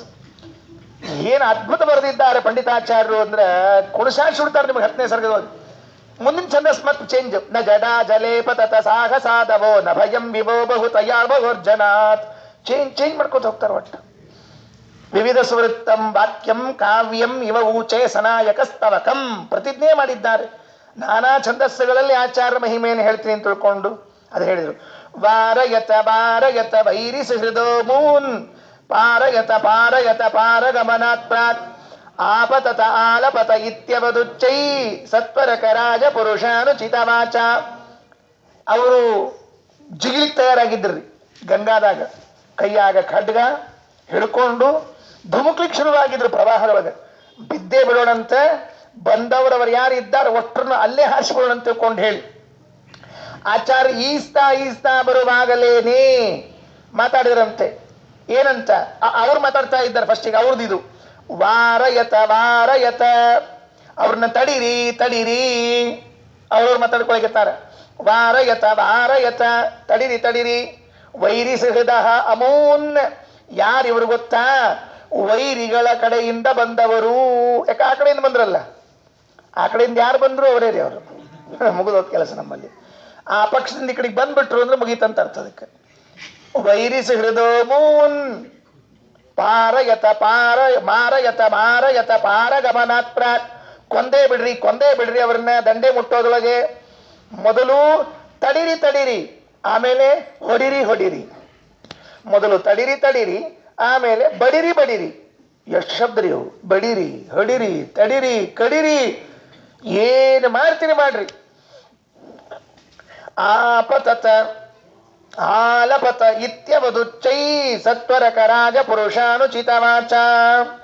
ಇತ್ಯಾಲಪತಃ ಆಪತತಃ, ಹೀಗೆ ಮಾತಾಡ್ತಾ ನದಿ ಒಳಗ ಬೀಳ್ಬೇಕು ಅನ್ಕೊಂಡಿದ್ರಲ್ಲ, ಪ್ರವಾಹದೊಳಗೆ ಬೀಳ್ಬೇಕು ಅನ್ಕೊಂಡ್ರಲ್ಲ. ಆಚಾರ್ಯರ ಕಾರುಣ್ಯ, ಅಯ್ಯೋ ಪಾಪ ಸತ್ತು ಹೋಗ್ತಾವೆಲ್ಲರ ಇವು. ಗಂಗಾದಾಗ ಬಿದ್ದು ಪ್ರವಾಹದಾಗ ಸಿಕ್ಕು ಸತ್ತು ಹೋಗ್ತಾವ, ಸಾಹಸ ಮಾಡಬಾರದು ಅಂತ ಹೇಳಿ ಅಲ್ಲಿಂದ ಮಾತಾಡಿದ್ರಂತೆ. ಏನಂತ ಮಾತಾಡಿದ್ರ ಆಚಾರ್ಯರು? ಅಲ್ಲಿಂದ ಸತ್ವರಕ ರಾಜ ಪುರುಷಾನುಚಿತ ವಾಚ, ಅವರಿಗೆ ಅರ್ಥ ಆಗುವ ಭಾಷೆಯಲ್ಲಿ ಆಚಾರ್ಯರು ಮಾತಾಡಿದರು. ಯಾವ ಭಾಷೆ ಹೇಳ್ರಿ ನೀವ? ಉರ್ದು ಒಳಗೆ ಮಾತಾಡಿರ್ಬೇಕು. ಉರ್ದು ಬಂದ್ರೆ ಆಚಾರ ಕಾಲಕ್ಕೆ ಉರ್ದು ಬಂದಿದ್ದಿಲ್ಲ ಅಂದ್ರೆ ಅವಾಗ ಏನ್ ಭಾಷೆ ಆಗಿತ್ತು ಆ ಭಾಷಾ ಅಂತ ಅರ್ಥ. ಉರ್ದು ಲೇಟ್ ಆಗಿ ಬಂದದಂತ ಕೆಲವ್ರು ಯಾರೋ ಸಂಶೋಧನೆ ಮಾಡ್ಯಾರ. ಪರ್ಷಿಯನ್ ಭಾಷೆ ಆಗಿತ್ತು ಅಂತ ಕೆಲವ್ರು ಬಾಪ್ ಪಂಡಿತ ಹೇಳ್ಯಾರ. ನಮಗೆ ಯಾಕೆ ಬೇಕ್ರಿ? ನಮಗೆ ಪರ್ಷಿಯನ್ನರ ಬರಲಿ, ಉರ್ದುವರ ಬರಲಿ, ಗಿರ್ದುವರ ಬರಲಿ, ಯಾವ್ದಾರ ಸೇರ್ಕೊಂಡ್ ಬರ್ಲಿ. ನಮಗೆ ಪರ್ಷಿಯನ್ನು ಉರ್ದು ಅದ್ರ ಮುಂದಿನ ಭಾಗ ನಮ್ಮ ವರ್ಷನ್ ಯಾವುದು ಸಂಬಂಧ ಇಲ್ಲ. ಅವತ್ತಿನ ಕಾಲದಲ್ಲಿ ಅವರು ಏನ್ ಭಾಷೆ ಮಾತಾಡ್ತಿದ್ರೋ ಆ ಭಾಷೆಯಲ್ಲಿ ಆಚಾರ್ಯರು ಉತ್ತರ ಕೊಟ್ಟರು ಅಂದ್ರೆ ಇದು ಸರ್ವಭಾಷಾ ಪ್ರವೀಣರ ಆಚಾರ್ಯ. ಸರ್ವಭಾಷಾ ಪ್ರವೀಣರು ನಮ್ಮ ಆಚಾರ್ಯ. ಮಂತ್ರಾಲಯ ಪ್ರಭುಗಳ ಕಡೆಗೆ ಥಾಮಸ್ ಮೆನ್ರೋ ಬಂದಾಗ ಇಂಗ್ಲಿಷ್ನಲ್ಲಿ ಮಾತಾಡಿದ್ರು ಮಂತ್ರಾಲಯ ಪ್ರಭುಗಳು ಅಂತ ಕೇಳಿದ್ದೇವೆ ನಾವೆಲ್ಲ. ಮಂತ್ರಾಲಯ ಸ್ವಾಮಿಗಳು ಅವನು ಬಂದಿದ್ದಂತೆ, ಜಹಾಗೀರ್ ಇಷ್ಟ್ಯಾಕೆ ಹಾಕಿರಿ ಮಂತ್ರಾಲಯ ಸ್ವಾಮಿಗಳಿಗೆ ಸುಳ್ಳು ಯಾರಿಗೆ ಅಂತ ಕೇಳ್ಕೊಂಬಂದಂತ. ರಾಯರಲ್ಲಿದ್ದಾರೆ, ರಾಯರಿದ್ದಾನೆ ಹಿಂಗೆ ತೋರಿಸಿದಂತ ದೊಡ್ಡ ಬೃಂದಾವನ, ಇದಕ್ಕೆ ಇಷ್ಟು ಜಹಾಗೀರ್ ಅಂತ ಕೇಳಿದಂತ, ಇಷ್ಟು ಆಸ್ತಿ ಇದಕ್ಕೆ ಅಂತ ಕೇಳಿದಂತೆ, ಇಲ್ಲ ಗೌರ್ಮೆಂಟ್ ತಗೋತದ ಅಂತ ಹೇಳಿ. ಆಗ ಅವನ ಜೊತೆಗೆ ವಾರ್ತಾಲಾಪವನ್ನ ಮಾಡಿದವರು ಮಂತ್ರಾಲಯ ಪ್ರಭುಗಳು. ಅವನ ಭಾಷೆಯಲ್ಲಿ ಮಾತಾಡಿರ್ಬೇಕಾದ್ರೆ, ಮಂತ್ರಾಲಯ ಪ್ರಭುಗಳಿಗೆ ಸರ್ವಭಾಷಾ ಬರಬೇಕಾಗಿದ್ರೆ ಅವರಲ್ಲಿ ಆವಿಷ್ಟರಾಗಿರುವಂತಹ ವಾಯುದೇವರಿಗೆ ಇನ್ನೆಲ್ಲ ಭಾಷೆ ಬರ್ತಿತ್ತು ಅಂತೇನು ಹೇಳಬೇಕು. ಆಮೇಲೆ ಅವ್ರು ಹೋದ್ರಂತ, ಥಾಮಸ್ ಮೆನ್ರೋ ಹೋದ್ಮೇಲೆ ಆ ಉಳಿದವರು ಮಠದಾಗಿದ್ದವರು ಕೆಲವರೆಲ್ಲ ಇದ್ರಲ್ಲ ಮತ್ತು ರಾಯರ ಭಕ್ತರು ಅವ್ರಂದ್ರಂತ, ಇಲ್ಲೇ ಇದ್ದೀವಿ ಇಷ್ಟು ದಿವಸ ಸೇವೆ ಮಾಡ್ಕೋತ, ಒಂದ್ ದಿವ್ಸ ನಮ್ಮನ್ನು ಮಾತಾಡಿಸ್ತಿಲ್ಲ ನೀವು, ಒನ್ ಡೇ ನೀವು ನಮ್ಮ ಜೊತೆ ಮಾತಾಡ್ಲಿಲ್ಲ, ಅವ್ ಯಾವ ಮಾತಾಡ್ತೀರ ಏನ್ ಅನ್ಕೊಂಡ್ರಿ ಸ್ವಾಮಿಗಳು ಅಂದ್ರೆ ಅವ್ರು ಬಿಡ್ಲಿಲ್ರಿ ಅವ್ರು ರಾಯರನ್ನ, ಗಂಟು ಬಿದ್ರೆ ಅವ್ರು, ನೀವು ನಮ್ಮ ಜೊತೆ ಯಾಕೆ ಮಾತಾಡ್ರಿ ಹೇಳಿ, ಅವ ಏನು ಅವ ಫಾರೆನ್ ಅವ ಈ ಬ್ರಿಟಿಷ್ ಅವನ್ ಯಾಕೆ ಮಾತಾಡ್ತೀರಿ ಹೇಳ್ರಿ ನೀವು ಅಂತ ಕೇಳಿದ್ರೆ, ಅದಕ್ಕೆ ಸ್ವಪ್ನದಲ್ಲಿ ರಾಯರು ಸೂಚನೆ ಮಾಡಿದಂತ ಇಲ್ಲಿಲ್ಲ, ಆ ವ್ಯಕ್ತಿ ಜನ್ಮಾಂತರದಲ್ಲಿ ಒಬ್ಬ ಯೋಗಿ ಶಾಪಗ್ರಸ್ತನಾಗಿ ಇಲ್ಲಿ ಹುಟ್ಟಿದ್ದ, ಅದಕ್ಕೆ ಅವನ ಜೊತೆ ಮಾತಾಡಿದ್ದೀನಿ ಅಂತ ಹೇಳಿದಂತೆ. ಜನ್ಮಾಂತರದಲ್ಲಿ ಒಬ್ಬ ಸುಜೀವಿ, ಅವನು ಇಲ್ಲೇ ಹುಟ್ಟಿದ್ದ, ಇಲ್ಲೇ ಸಾಧನೆ ಮಾಡಿಕೊಂಡಿದ್ದ, ಕೊನೆಗೇನೋ ಒಂದು ಕಾಮ್ಯ ಕರ್ಮ ಮಾಡಿ ಆ ಕಡೆ ಹುಟ್ಟಿ ಅಲ್ಲಿಂದ ಇಲ್ಲಿ ಬಂದಿದ್ದ ಅನ್ನೋದಕ್ಕಾಗಿ ನಾನು ಮಾತಾಡಿದೆ ಅಂತ ಮಂತ್ರಾಲಯ ಪ್ರಭುಗಳು ಸ್ವಪ್ನ ಸೂಚನೆಯನ್ನು ಮಾಡಿದ್ರಂತೆ. ಎಂಥ ಆಶ್ಚರ್ಯ, ಬೇರೆ ಯೋಗಿ ಅಂತ ಇಷ್ಟ ಹೇಳಿದ್ದಾರೆ ಅಷ್ಟೆ. ಹಾಗಾಗಿ ಆಚಾರ್ಯರಿಗೆ ತುರುಷ್ಕ ಭಾಷೆ ಬರ್ತಿತ್ತು ಅಂತ ಏನು ಕೇಳಬೇಕು, ಅವರ ಭಾಷೆಯಲ್ಲಿ ಹೇಳಿದ್ರಂತೆ. ಏನು ಹೇಳಿದರು? 11ನೇ ಶ್ಲೋಕ. ನ ಜಡ ಜಲೇ ಪತತ ಸಾಹಸಾದಹೋ ನ ಭಯಂ ಇವೋ ಬಹುತಯಾವರ್ಜನಾತ್ ಭವತಾಂ ಪತಿಂ ಕ್ಷಿತಿಪತಿಂ ದಿದೃಕ್ಷವಃ ಪ್ರತಿಯಾಮಕೇನ ಕಲಹಂ ಚಿಕೀರ್ಷತ. ಹೇ ಸಾಹಸ ಮಾಡಬೇಡ್ರಿ, ಹೇ ಜಡಾಹ ದಡ್ಡಾಹ. ಹೇ ಜಡಾಹ ಅಂದ್ರೆ ಏನು? ದಡ್ಡಾಹ ಅಂತ ಅರ್ಥ. ಜಡ ದಡ್ಡೇ ಇನ್ನೇನು ಬೇರೆ ಇದಿಲ್ಲ, ಜಡ್ಡುಗಟ್ಟದಿರ್ತದೆ ನೋಡ್ರಿ ಬುದ್ಧಿ, ಅವರಿಗೆ ಜಡ ಅಂತ ಕರೀತಾರೆ, ದಡ್ರು ಅಂತ ಅರ್ಥ. ಹೇ ದಡ್ಡಾಹ ಜಲೇ ನ ಪತತ, ಬೀಳ್ಬೇಡ್ರು ನೀರಿನೊಳಗೆ. ಸಾಹಸ ಅದಹೋ, ಈ ಸಾಹಸ ಸಾಕು, ನಿಲ್ಲಿಸ್ರಿ, ಸಾಹಸ ಮಾಡ್ಕೋಬೇಡ್ರಿ. ಇವೆಲ್ಲ ಪ್ರಾಣ ಕಳ್ಕೊಳ್ಳೋ ಸಾಹಸ ಇವೆಲ್ಲ. ನೀರ್ನ್ಯಾಗ ಬಿದ್ದೆ, ಗುಡ್ಡದ ಮೇಲಿಂದ ಬಿದ್ದೆ, ವಿಮಾನ್ಯಾಗಿಂದ ಹಾರದೆ, ಇವೆಲ್ಲ ಪ್ರಾಣ ಕಳ್ಕೊಳ್ಳೋದು, ಸಾಹಸ ಬೇಡ, ಸಾಕು. ನ ಭಯಂ ಹೀವೋ, ಅಲ್ಲ ನಮ್ಮಿಂದ ನಿಮಗೆ ಭಯನ, ನಮ್ಮಿಂದ ನಿಮಗೆ ಭಯನ ಎಲ್ಲಾದ್ರು? ಅವ್ರಿಗೆ ಆಶ್ಚರ್ಯ ಆಯ್ತು. ಇವು ನೋಡಿದ್ರೆ ಯಾವ ಸ್ವಾಮಿಗಳು ಕಣ್ಣಂಗೆ ಕಾಣ್ಲಿಕ್ಕತ್ತಾವ, ಅವ್ರಿಗೇನು ಸ್ವಾಮಿಗಳು ಪಮ್ಮಳಂಗೆ ಗೊತ್ತಿರಂಗಿಲ್ಲ, ಯಾರೋ ಕಾಣ್ಲಿಕ್ಕತ್ತಾರ ಇವರು. ಇಷ್ಟು ಚಂದ ಹಿಂದೂವಿನ ಬಾಯಿಯಲ್ಲಿ ಇಷ್ಟು ಚಂದ ಮ್ಲೇಚ್ಛ ಭಾಷಾ ಬರ್ತದಂದ್ರೆ ಅವ್ರಿಗೊಂದು ಆಶ್ಚರ್ಯ ಆತ್ರಿ. ಕೆಲವು ಊರಿಗೆ ಹೋದಾಗ ನಮ್ಮ ಭಾಷೆಯವ್ರು ಮಾತಾಡೋ ಸಿಕ್ಬಿಟ್ರಿ ಏನು ಆನಂದ ಆಗ್ತೈತೆ ಹೇಳ್ತಿರ್ತೀನಿ. ಛೇ ಛೇ ಛೇ ಛೇ ಛೇ ಛೇ ಛೇ ನಾವು ಟ್ರೈನ್ಯಾಗ ಹೊಂಟಿರ್ತೀವಿ ಎಲ್ಲರ ತಮಿಳ್ನಾಡು ಆಂಧ್ರನು ಮತ್ತೊಂದು ಹೊಂಟಾಗ ಇವು ನಮ್ಮೂ ಕನ್ನಡ ಮಾತಾಡೋ ಸಿಕ್ಬಿಟ್ರೆ phone number, address, pin code ಅಷ್ಟು ಇಸ್ಕೊಂಡು ಕೊನೆಗೆ ವರಕನ್ಯಾ ವಿಚಾರ ಮಾಡಿ ಹಚ್ಚೆ ಕೈ ಬಿಡ್ತೀವಿ ಅವ್ರದ್ದು. ಹಂಗಾರೆ ಇನ್ನೇನು ಮುಗಿತೋದಿಲ್ಲ, ಪಕ್ಕ ಹೋದಿಲ್ಲ ಇನ್ನ ನಿಮ್ಮ ಹುಡುಗಿಗೆ ನಮ್ಮ ಹುಡುಗನ್ ತಗೊಳ್ಳೋದಂತ ಅಲ್ಲಿ ತನಕ ಹಚ್ಬಿಟ್ಟಿರ್ತೀವಿ ನಾವು. ಯಾಕಂದ್ರೆ ನಮ್ಮ ಭಾಷಾ ರೀ ಅದು, ಅಷ್ಟು ಆನಂದ ಆಗ್ತದೆ ರೀ ಅದು. ಅವ್ರಿಗೂ ಹಂಗಾರಿ ಪಾಪ. ಮತ್ತು ತಮಿಳ್ನವರು, ಆಂಧ್ರದವರು, ಬೇರೆ ಬೇರೆಯವರು, ಯಾರೇ ಹಿಂದಿ ಅವ್ರಿಗೆ ಇಲ್ಲಿ ಬಂದಾಗ ಅವರ ಭಾಷೆಯವ್ರು ಮಾತಾಡೋ ಸಿಕ್ಬಿಟ್ರೆ ಭಾರಿ ಆನಂದ ಆಗ್ತಿರ್ತದ್ರಿ. ಅವ ನಮ್ಮವ ಅಂತಿರ್ತಾರ ಅವ್ರು. ಅವ ನಮ್ಮವ ಗೊತ್ತಿಲ್ಲ, ಒಬ್ಬನೇ ನಮ್ಮವ ಅಷ್ಟೇ. ವಿಠ್ಠಲ ಒಬ್ಬನೇ ನಮ್ಮವ. ಇವ್ರು ಯಾರು ನಮ್ಮವ್ರು? ಇವೆಲ್ಲ ನಮ್ಮವ್ರು. ಇವರು ನಮ್ಮವ್ರಂದ್ರೆ ಹಸಿ ಅಂತ ಅರ್ಥ. ನಮ್ ಅಂತಿರ್ತಾರ ನೋಡಿ, ಬಟ್ಟಿ ನಮ್ಮದ ಬಟ್ಟೆ, ಇವು ನಮ್ ಮಂದಿರಿ, ಇವು ನಮ್ಮವ ಅಲ್ಲಿ. ಇವು ಒಬ್ಬನ ನಮ್ಮವ, ಇವ ನಮ್ಮವ ಅಷ್ಟೇ, ಅವ ಇನ್ಯಾರಲ್ಲೇ ಅಲ್ಲ. ಹಾಗಾಗಿ ಇವ್ರಿಗೆಲ್ಲ ಆಶ್ಚರ್ಯ ಆಯ್ತು, ನಮ್ಮ ಭಾಷೆದಾಗ ಮಾತಾಡ್ಲಿಕ್ಕತ್ತಾರ ಇವರು. ನ ಜಡ ಜಲೇ ಪತತ ಸಾಹಸಾದಹೋ ನ ಭಯಂ ವಿವೋ ಬಹುತಯಾ ಬಹುರ್ಜನಾತ್ ಭವತಾಂ ಪತಿಂ ಕ್ಷಿತಿಪತಿಂ ದಿದೃಕ್ಷಮಃ ಪ್ರತಿಯಾಮಕೇನ ಕಲಹಂ ಚಿಕೀರ್ಷತ. ನಮ್ಮಿಂದ ನಿಮಗೆ ಭಯ ಇಲ್ಲ, ಯಾಕೆ? ಸಂಖ್ಯಾ ನೋಡ್ಕೊಳ್ರಿ ಅಂದ್ರೆ ಆಚಾರ. ನಿಮ್ಮ ಸಂಖ್ಯಾ ಎಷ್ಟು, ನಮ್ಮ ಸಂಖ್ಯಾ ಎಷ್ಟು? ಬಹುತಯ ಅಭವರ್ಜನಾತ್. ನಮ್ದು ಕಡಿಮೆ ಸಂಖ್ಯಾ, ನಿಮ್ದು ಜಾಸ್ತಿ ಸಂಖ್ಯಾ. ನಾವು ನೋಡ್ರಿ ಇಲ್ಲಿ ಎಷ್ಟು ಮಂದಿ ಇದ್ದೀವಿ ನಾವೆಲ್ಲರ, 8, 10, 20. ಏನು ಸ್ವಾಮಿಗಳು ನೀವು ನೋಡ್ರಿ ಸಾವಿರಾರು ಮಂದಿ. ನಿಮ್ಮ ಸಂಖ್ಯೆಗೂ ನಮ್ಮ ಸಂಖ್ಯೆಗೂ ವ್ಯತ್ಯಾಸ ಇದ್ದರಿಂದ ನಿಮ್ಮನ್ನು ನೋಡಿ ನಾವು ಹೆದರ್ಕೊಳ್ಬೇಕು, ಉಲ್ಟಾ ನಮ್ಮನ್ನು ನೋಡಿ ನೀವು ಯಾಕೆ ಹೆದರ್ಕೊಳ್ತಾ ಇದ್ದೀರಿ? ಅವತ್ತು ಹಿಂಗೆ ಇವತ್ತು ಹಿಂಗೆ, ಯಾವತ್ತು ಹಿಂಗೆ ಇವತ್ತು ಹಿಂಗೆ. ಪಾಂಡವರಾದಾಗಿದ್ದಲೂ ಸಂಖ್ಯಾ ಕಡಿಮೆ, ಮಧ್ವಾಚಾರ್ಯರ ಸಂಖ್ಯಾ ಕಡಿಮೆ, ಕೌರವರದ ಸಂಖ್ಯಾ ಜಾಸ್ತಿ. ಅದಕ್ಕೆ ಸಂಖ್ಯಾ ಜಾಸ್ತಿ. ಯಾರ್ದು ಸಂಖ್ಯಾ ಜಾಸ್ತಿ ಅಂತ ಕೇಳಿಕ್ ಹೋಗ್ಬೇಡ್ರಿ. ಸಂಖ್ಯಾ ಜಾಸ್ತಿ ಇತ್ತು ಅಂದ್ರೆ ಅವು ಎಲ್ಲಿ ಪಾರ್ಟಿ ಅಂತ ಗೊತ್ತಾಗ್ತದೆ, ಕಡಿಮೆ ಇತ್ತು ಅಂದ್ರೆ ಯಾವ ಪಾರ್ಟಿ ಅಂತ ಗೊತ್ತಾಗ್ತದೆ. ಇರಲಿ, ಅದನ್ನೆಲ್ಲ ಮತ್ತೆ ಮೊನ್ನೆ ಲೋಕಸಭಾದಾಗ ಒಂದು ಕಥೆ ಆಗಿದ್ರೆ ಹೇಳೋದಿಲ್ಲ ಈಗ ನಾನು, ಮತ್ತೆ ಮುಂದೆ ಸಿಕ್ಕಾಗ ಹೇಳ್ತೀನಿ. ಅದಕ್ಕೇನಾಯ್ತು ಅಂತ ಕೇಳಿದ್ರೆ, ನಿಮ್ಮ ಸಂಖ್ಯಾ ನಮ್ಮ ಸಂಖ್ಯಾ ನೋಡ್ಕೊಳ್ರಿ. ಸಂಖ್ಯಾಬಲ ನಿಮ್ದು ಜಾಸ್ತಿ ಅದ, ನಮ್ದು ಕಡಿಮೆ ಅದ. ಆಚಾರ್ಯ ಹೇಳಿದರು, ಸಂಖ್ಯಾದ ಮೇಲೆ ಕೆಲಸ ಆಗೋದಿಲ್ಲ, ಸತ್ವದ ಮೇಲೆ ಕೆಲಸ ಆಗ್ತದೆ ಅಂದ್ರೆ ಅವ್ರು. ಸತ್ವ ತಾಕತ್ ಯಾರ ಕಡೆ ಇದೆ ಅವ್ರ ಕಡೆ. ಭೀಮನ ಕಡೆ ಸಂಖ್ಯಾ ಕಡಿಮೆ ಇತ್ತು ಅಂತ ತಿಳ್ಕೊಂಡು ಸೋತ್ನೆ ನಾವೇನ್ರ, ಅವನ ಗೆದ್ದ. ಇವತ್ತು ಅಷ್ಟೇ, ಇಲ್ಲಿ ಸಂಖ್ಯಾ ಕಡಿಮೆ ಇತ್ತು ಅಂತ ಮಧ್ವಾಚಾರ್ಯ ಗೆದ್ರು, ತುರುಷ್ಕರ ಗೆಲ್ಲಿಲ್ಲ. ನಿಲ್ರಿ ಅಂತ ಹೇಳ್ಬಿಟ್ರು. ಭವತಾಂ ಪತಿಂ ಕ್ಷಿತಿಪತಿಂ ದಿದೃಕ್ಷಮಃ. ಎಲ್ಲಿ ಹೊರಟೀವಿ? ನಿಮ್ಮ ರಾಜನ ಭೇಟಿಗಾಗಿ ಹೊರಟಿದ್ದೇವೆ. ಪ್ರತಿಯಾಮಕೇನ ಕಲಹಂ ಚಿಕೀರ್ಷತ್. ನಾವು ದರ್ಶನ ಮಾಡ್ಕೊಳ್ತೀವಿ, ಹೊರಟು ಬಿಡ್ತೀವಿ. ಸುಮ್ಮನೆ ಏನು ಜಗಳ, ನಮ್ದು ನಿಮ್ದು ಏನದಪ್ಪ ಅಂತ ಹೇಳಿದ ಮೇಲೆ 12ನೇ ಶ್ಲೋಕದಲ್ಲಿ ವಚಸೇತ್ಯನೇನ ಸಪರಾನ್ಯರುಣದ್ಭುಜಗಾನ್ ನರೇಂದ್ರ ಇವ ಮಂತ್ರ ಬಲಾತ್ ಉದತಾರಯತ್ ಪರಿಜನಂ ಮೃತಿಭಿ ಸರಿತಶ್ಚ ದೇವ ಸರಿತಶ್ಚ ಸಮಂ. ವಚಸಾ ಇತ್ಯನೇನ ಸಪರಾನ್ಯರುಣತ್. ಹಿಂಗ ಮಾತಾಡಿದ ಕೂಡಲೇ ಅವರೆಲ್ಲ ನಿಂತು ಬಿಟ್ರಂತ. ಏನ್ ಮಾಡ್ಬೇಕು ತೋರಿಸ್ತಿಲ್ಲ ಅವರಿಗೆ. ಹೆಂಗಿತ್ತು? ಭುಜಗಾನ್ ನರೇಂದ್ರ ಇವ ಮಂತ್ರ ಬಲಾತ್. ಹಾವುಗಳನ್ನ ಒಬ್ಬ ವೈದ್ಯ ಮಂತ್ರಬಲದಿಂದ ನಿಲ್ಲಿಸ್ಬೇಕಲ್ಲ, ಹಾಗೇ ನರೇಂದ್ರ ಅಂತನ್ನೋ ಶಬ್ದಕ್ಕೆ ವೈದ್ಯ ಅಂತ ಅರ್ಥ. ಸಂಸ್ಕೃತದಲ್ಲಿ ವೈದ್ಯರಿಗೆ ನರೇಂದ್ರ ಅಂತ ಕರೀತಾರೆ. ನರೇಂದ್ರಸ್ತು ಮಹೀಪಾಲೆ ವಿಷವೈದ್ಯೇ ಚ ಇತ್ಯಭಿಧಾನ. ಅಭಿಧಾನ ಕೋಶದಲ್ಲಿ ಹೇಳುವಾಗ ನರೇಂದ್ರ ನರೇಂದ್ರ ಅಂತಂದ್ರೆ ರಾಜ ಅಂತನ್ನೋ ಅರ್ಥ ಹೇಗಿದೆಯೋ ಹಾಗೆ ವಿಷವೈದ್ಯ, ಔಷಧ ಹಾಕ್ತಾರಲ್ಲ ಹಾವು ಕಡದಾಗ, ಚೋಳು ಕಡದಾಗ, ಇವೆಲ್ಲ ಮಂತ್ರಗಳು ಬರ್ತಿರ್ತಲ್ಲ ಅವರಿಗೆ.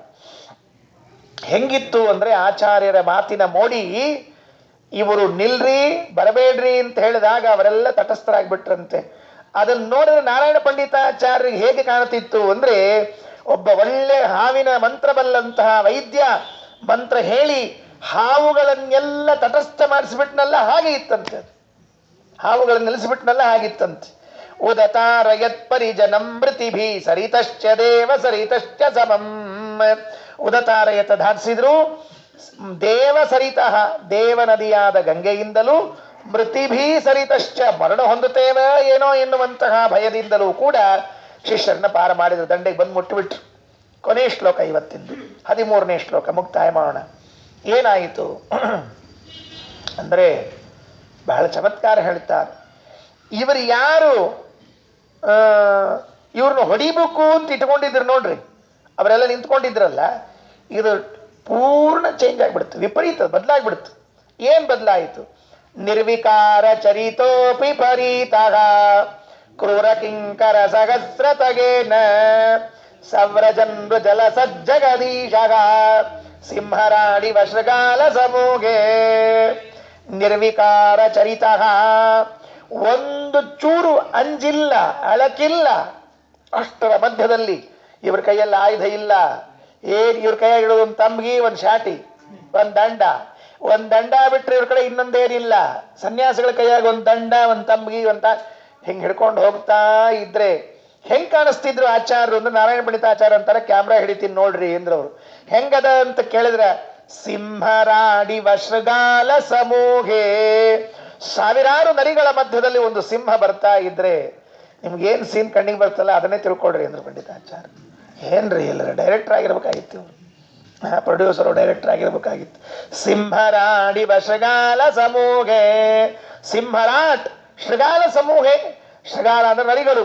ನರಿಗಳ ಮಧ್ಯದಲ್ಲಿ ಒಂದು ಸಿಂಹ ಏಕಾಕಿಯಾಗಿ ಬರ್ತಾ ಇತ್ತು ಅಂತಂದ್ರೆ ಆ ನರಿಗಳು ಹೆದರ್ಕೊಳ್ತದೆ ವಿನಃ ಸಿಂಹ ಹೆದರ್ಕೊಳ್ಳೋದಿಲ್ರಿ ಎಂದು. ಯಾಕೆ ಅಂದ್ರೆ ಗೊತ್ತು ನರಿಗಳಿಗೆ, ಸಿಂಹ ಏನಾದರೂ ಒಂದು ಪಂಚ್ ಹಾಕಿದ್ರೆ ಕ್ಲಾಸ್ ಮನೆಗೆ ಹೋಗ್ಬಿಡ್ತೀವಿ. ಅದರಿಂದ ಇದು ಹೆಂಗಾಯಿತು ಅಂದ್ರೆ, ಯಾರು ಶತ್ರುಗಳನ್ನ ಅವರು ಶತ್ರುಗಳು ಅಂತ ತಿಳಿದುಕೊಂಡು ಹೊಡಿಬೇಕು ಅಂತ ವಿಚಾರ ಮಾಡಿದ್ರಲ್ಲ, ಅವರೆಲ್ಲ ಈಗೇನಾದ್ರು ಇವರಿಗೆ ಅಂಗರಕ್ಷಕರಾಗ್ಬಿಟ್ರು, ಬಾಡಿಗಾರ್ಡ್ ಆಗ್ಬಿಟ್ರು. ಈಗ ಉಲ್ಟಾ ಕೆಲಸ ಆಗೋಯ್ತು. ಅವ ಇದನ್ನೆಲ್ಲ ನೋಡ್ಲಿಕ್ಕೆ ತಾನ್ರಿ, ಅವ ಮ್ಯಾಲೆ ನಿಂತ್ಕೊಂಡವ ರಾಜ ಅವ ಅಂತ ಸಂಬಳ ನಮ್ಮ ಕಡೆ, ಪ್ರೊಟೆಕ್ಷನ್ ಅವರಿಗೆ ನಾವು. ಇದೇನಪ್ಪ ಇದು ಆಶ್ಚರ್ಯ ಆತಲ್ಲ ಅಂತ. ನಿರ್ವಿಕಾರ ಚರಿತೋಪಿ ಪರೀತಃ ಕ್ರೂರ ಕಿಂಕರ ಸಹಸ್ರತಗೇನ ಸವ್ರಜನ್ಮು ಜಲ ಸಜ್ಜಗದೀಶಃ ಸಿಂಹರಾಡಿ ವಶಗಾಲ ಸಭೂಗೆ ಸಹ ವ್ರಜನ್. ಆಚಾರ್ಯರು ಬರ್ತಾ ಇರುವಾಗ ಉದಲ ಸತ್ ಶೋಭಿಸಿದರು. ಸಿಂಹರಾಡಿ ವಶಗಾಲ ಸಮೂಹೇ, ನದಿ ದಂಡೆಯಿಂದ ಎಲ್ಲರೂ ಆಚೆ ಈಚೆ ನಿಂತುಕೊಂಡು ತುರುಷ್ಕರಾಜರು ರಾಜಭಟರು ನಡೀತಾ ಬರ್ತಾ ಇದ್ದಾರೆ. ಮಧ್ಯದಲ್ಲಿ ಸ್ವಾಮಿಗಳು ಆಚಾರ್ಯರು, ಅವರ ಹಿಂದೆ ಋಷಿಕೇಶ ತೀರ್ಥರು, ಜನಾರ್ದನ ತೀರ್ಥರು, ನರಸಿಂಹ ತೀರ್ಥರು, ಉಪೇಂದ್ರ ತೀರ್ಥರು, ಸತ್ಯತೀರ್ಥರು, ಅವರ ಹಿಂದೆ ಗೃಹಸ್ಥ ಶಿಷ್ಯರು ಎಲ್ಲರೂ ಕೂಡ ನಡೀತಾ ಬರ್ತಾ ಇದ್ದಾರೆ. ನೋಡಿದರೆ ತುರುಷ್ಕರಾಜನೇ ಆಚಾರ್ಯರಿಗೆ ಶೋಭಾಯಾತ್ರೆ ಮಾಡಿಸಿದಂಗೆ ಕಾಣಿಸ್ತಾ ಇತ್ತಂತಷ್ಟೆ. ಅದು ಶೋಭಾಯಾತ್ರೆಯಿಂದ ಕರೆದುಕೊಂಡು ಬಂದಂತೆ ಕಾಣ್ತಾ ಇತ್ತು ಅಂತ ಅನಿಸ್ತದೆ. ಆ ರಾಜ ಆಚಾರ್ಯ ಜೊತೆಗೆ ಏನು ಮಾತಾಡಿದ, ಆಚಾರ್ಯರು ಏನು ಅವನ ಜೊತೆಗೆ ಮಾತಾಡಿದರು ಎಂಬುದನ್ನೆಲ್ಲ ನಾಳೆ ಸಿಕ್ಕಾಗ ನೋಡೋಣ. ಶ್ರೀಕೃಷ್ಣಾರ್ಪಣಮಸ್ತು. ಅಕ್ಷಯಂ ಕರ್ಮ ಯಸ್ಮಿನ್ ಪರೇ ಸ್ವರ್ಪಿತಂ